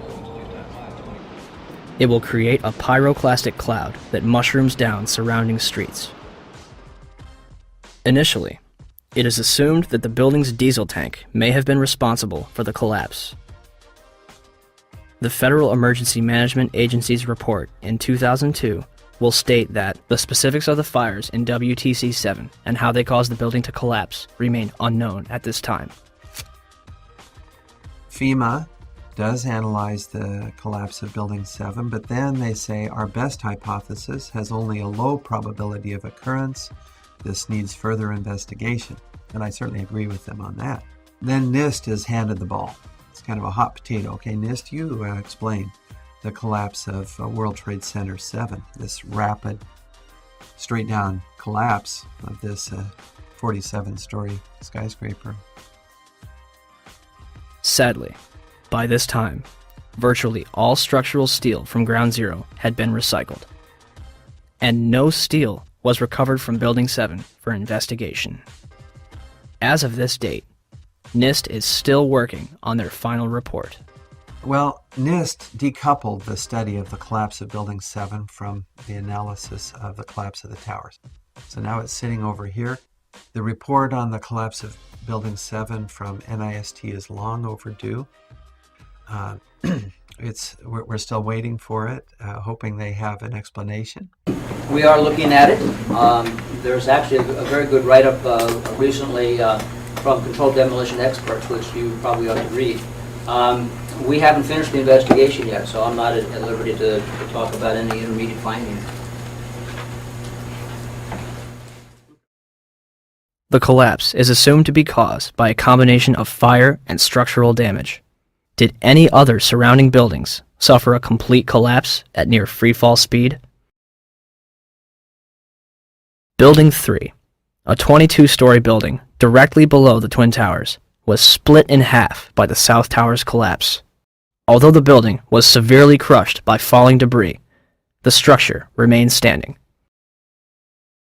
Building 4, a 9-story building east of the South Tower, was almost completely destroyed. The remaining structure did not collapse. Building 5, a 9-story building east of the North Tower, suffered from severe fires and structural damage. Building 6, an 8-story building between the North Tower and Building 7, suffered a giant gouge in its roof and severe fires. Neither Building 5 or 6 suffered global collapse.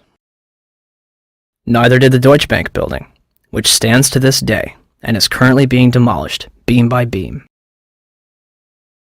Neither did the Millennium Hotel across the street. Building 7 burns over a number of floors and suffers structural damage to its south face before collapsing completely to the ground. Did anything occur inside the building that might cause a collapse? We started walking down the stairs. We made it to the 8th floor. Big explosion. Blew us back into the 8th floor. And I turned to Hesh. I said, this is it. We're dead. We're not going to make it out of here. And we have Frank Uciardo back on the phone with us, Brenda, with some New York City officials. Frank, go ahead. That's right. I'm standing here right now just off Broadway by City Hall with Michael Hess, who is the city's corporation counsel. Mr. Hess, you were trapped in, I believe, 7 World Trade Center. Go ahead, sir.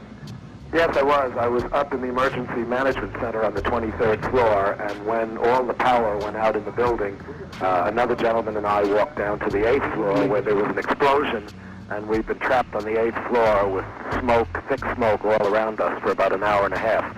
But the New York Fire Department, as terrific as they are, just came and got us out.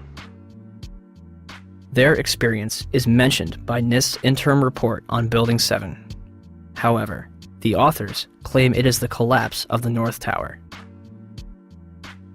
The glass on the ground floor was not even blown out. Would debris and smoke rushing up the stairway be described as an explosion?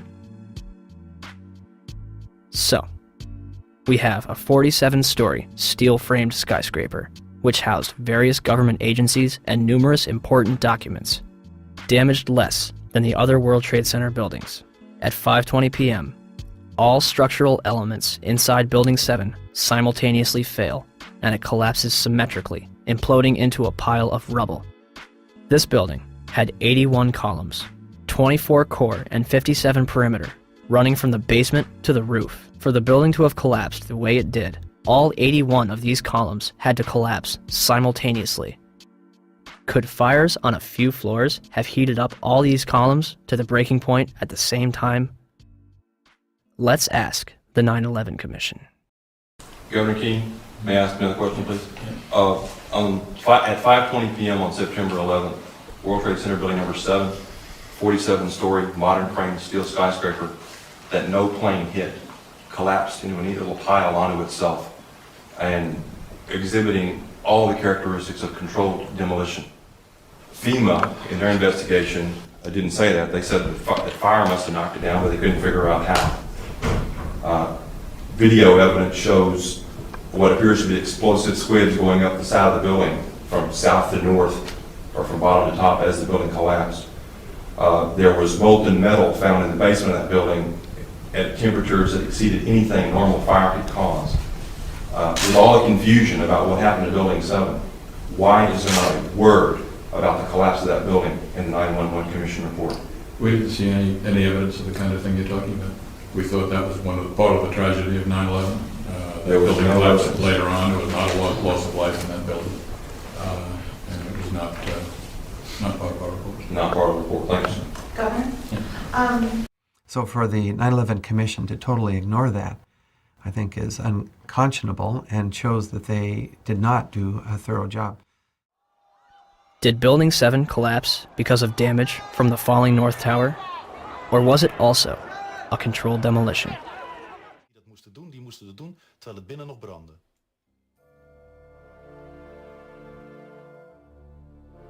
Ja, dat is vreemd. Dat is vreemd. De reactie op de beelden die we laten zien is onbevangen. Zie je vanaf boven gaan? Nee, je gaat vanaf onder. Die gaat vanaf onder, ja. Toch? Ja. Ze hebben gewoon kolommen weggeblazen. Er is nagesprongen. Dit valt anders dan het World Trade Center. Vind je niet dan? Ja, je ziet het, de onderste verdiepingen gaan eerst. Ja, en de rest zakt er gewoon in. Dus dit is controlled demolition. Zeker weten? Zeker weten. Er is nagesprongen. Dit is in opdracht gebeurd. Dit heeft een team gedaan van experts. Maar dit is ook op 11 september gebeurd. Dezelfde dag? Dezelfde dag. Dezelfde dag? Weet je dat zeker? Ja.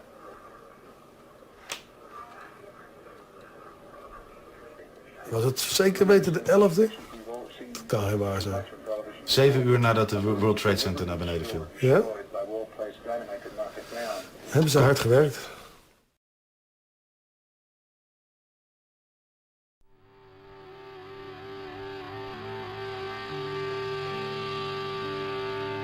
In the aftermath of 9/11, citizens and politicians alike would demand that steps be taken to ensure such attacks never happen again.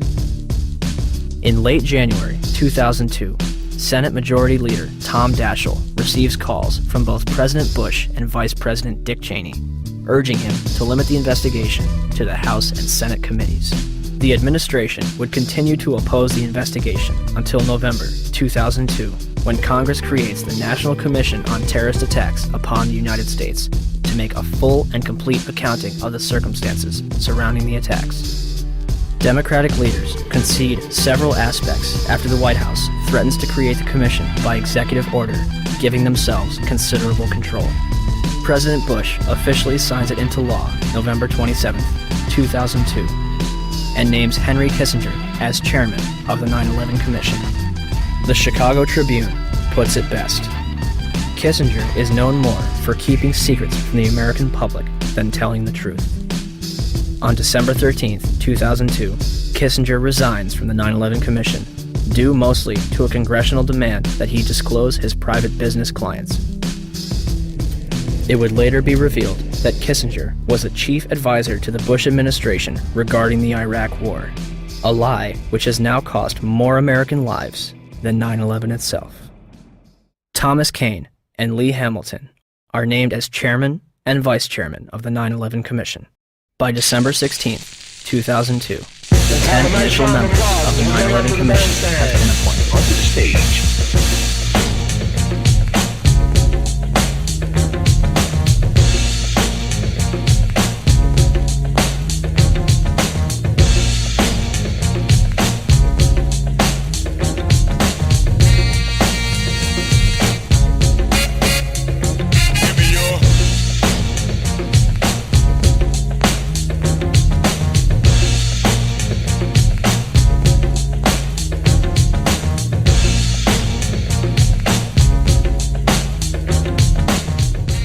And the man missing from this picture? Philip Zelikow, Executive Director. He would shape both the commission and its final report.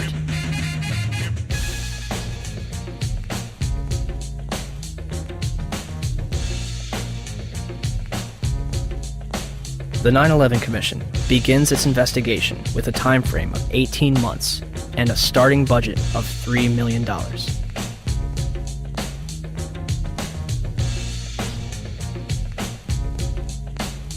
January 27, 2003. The 9/11 Commission holds its first hearing in Washington, D.C. Vice Chairman Lee Hamilton will claim a few days later, "We're not interested in trying to assess blame. We do not consider that part of the Commission's responsibility." March 26, 2003. The Bush administration denies the Commission's request for an additional $11 million in funding. 3 days later, the Commission is offered $9 million, and they accept. In April 2004, President Bush agrees to testify before the 9/11 Commission, but only if Vice President Dick Cheney joins in. Why did they insist on appearing together? The 9/11 Commission wants to ask us questions. That's why we're meeting, and I look forward to meeting with them and answering their questions. I was asking why you're appearing together rather than separately, which was their request. Because it's a good chance for both of us to answer questions that the 9/11 Commission is looking forward to asking us, and I'm looking forward to answering them. On April 29, 2004, behind closed doors, President Bush and Vice President Dick Cheney appear together before the 9/11 Commission for approximately 3 hours. They are not placed under oath, their testimony is not recorded, and the Commission's notes are subject to White House censorship. President, as you know, a lot of critics suggested that you wanted to appear jointly with the Vice President so that you two could keep your story straight or something. Yeah. Can you tell us what you think of the value of appearing together and how you would answer those critics? Yeah, first of all, look, I mean, if we had something to hide, we wouldn't have met with them in the first place. I came away good about the session. I think they found it to be useful. Yeah, Adam.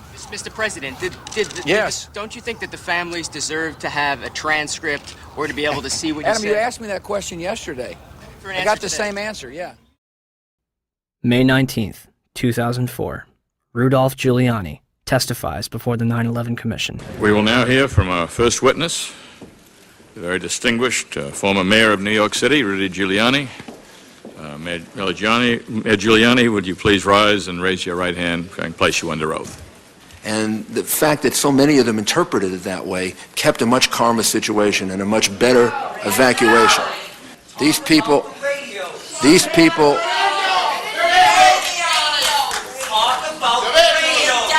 would please ask.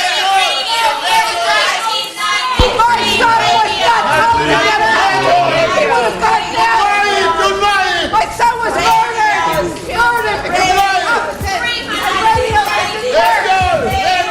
We're simply wasting time at this point, which should be used for questions. Please. Thomas Kean and Lee Hamilton will later claim in their book, Without Precedent, that they were too soft on Mayor Giuliani. One of the questions they failed to ask was who warned him that the South Tower was going to collapse.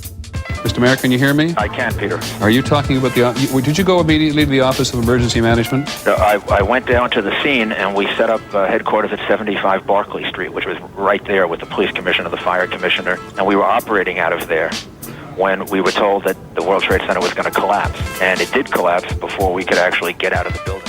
Who didn't warn everyone in the building? I admire that greatly, and I think that may dead. They were not killed because he's a great leader. one of the reasons for your leadership and your cooperation Give with me this 2 minutes to rebut him. Let's ask the real question.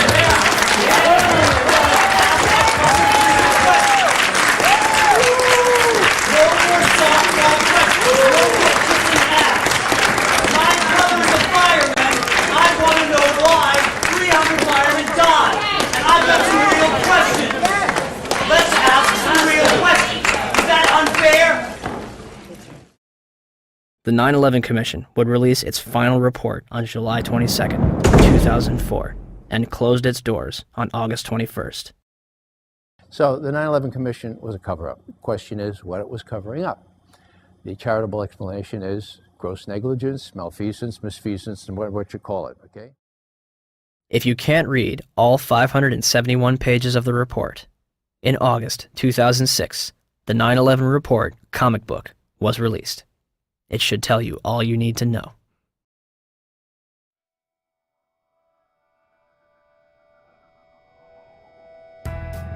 On the morning of September 11th, 19 Arabs boarded 4 commercial airliners at 3 different airports and crashed them into the World Trade Center and the Pentagon, with 0 military intervention.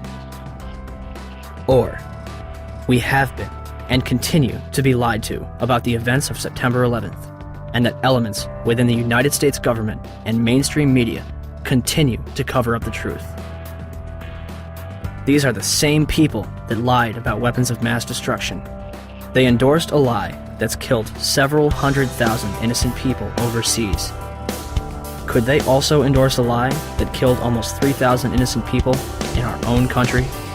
Our entire foreign and domestic policy has been based upon the events of September 11th. It has enabled the passage of Patriot Act 1 and 2, established the Department of Homeland Security, facilitated the invasions of Afghanistan and Iraq, and used to pass the Military Commissions Act, which officially ended habeas corpus. Habeas corpus in Latin means you have the body. It's a provision in the law where no one can just scoop up someone, put them in a black hole, and keep them there without that person having the right to appeal to a court and say, you have the body, now what do you charge this person with, and what redress does he or she have? As well as domestic surveillance, all in the name of fighting terrorism. And who ends up paying for all this? You do. Your children do. When President Bush entered office, he inherited a $284 billion surplus. His administration is now responsible for 4 out of the top 5 deficits in history. The 5th place belongs to his father. As of November 2nd, 2005, the Bush administration had borrowed more from foreign nations than all previous administrations combined. From 1776 to 2000, 42 presidents borrowed a total of $1.01 trillion from foreign governments and institutions.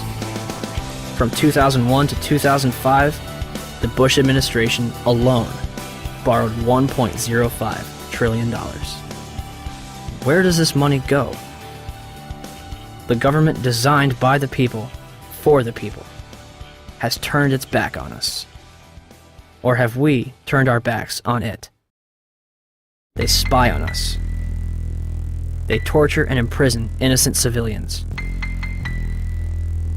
Ask yourself, what's happening? Where are we headed? And would we be here today without 9/11?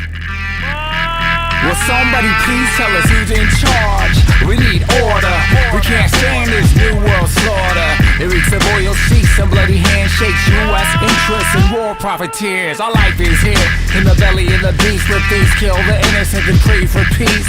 Slaughter for the chief commander.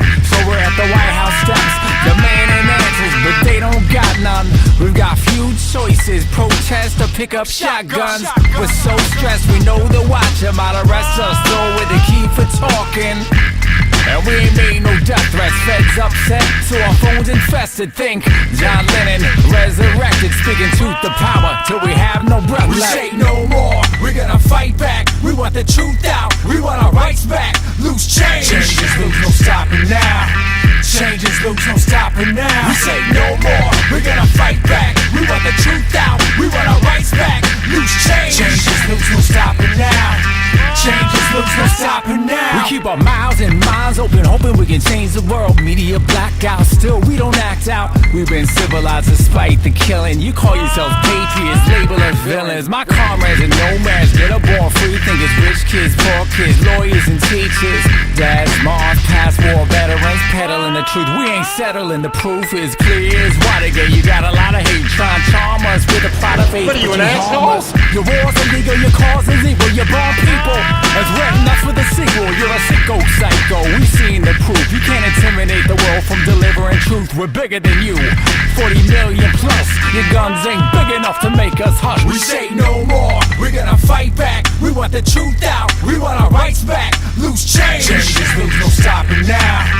Changes loose, no stopping now. We say no more, we're gonna fight back. We want the truth out, we want our rights back. Loose change, changes loose, no stopping now.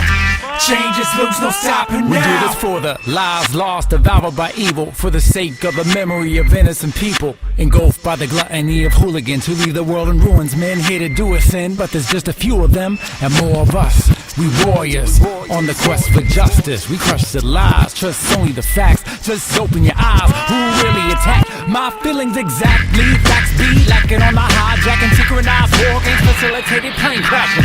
And they wonder why we keep asking questions. Am I less than lady liberty like it's a profession? So here we are, the infantry. We the people simply need to start a revolution of our minds, and eventually the crime of the century will finally be solved. Until then, we stand tall and say no more. We're gonna fight back. We want the truth out, we want our rights back. Loose change, changes loose, no stopping now.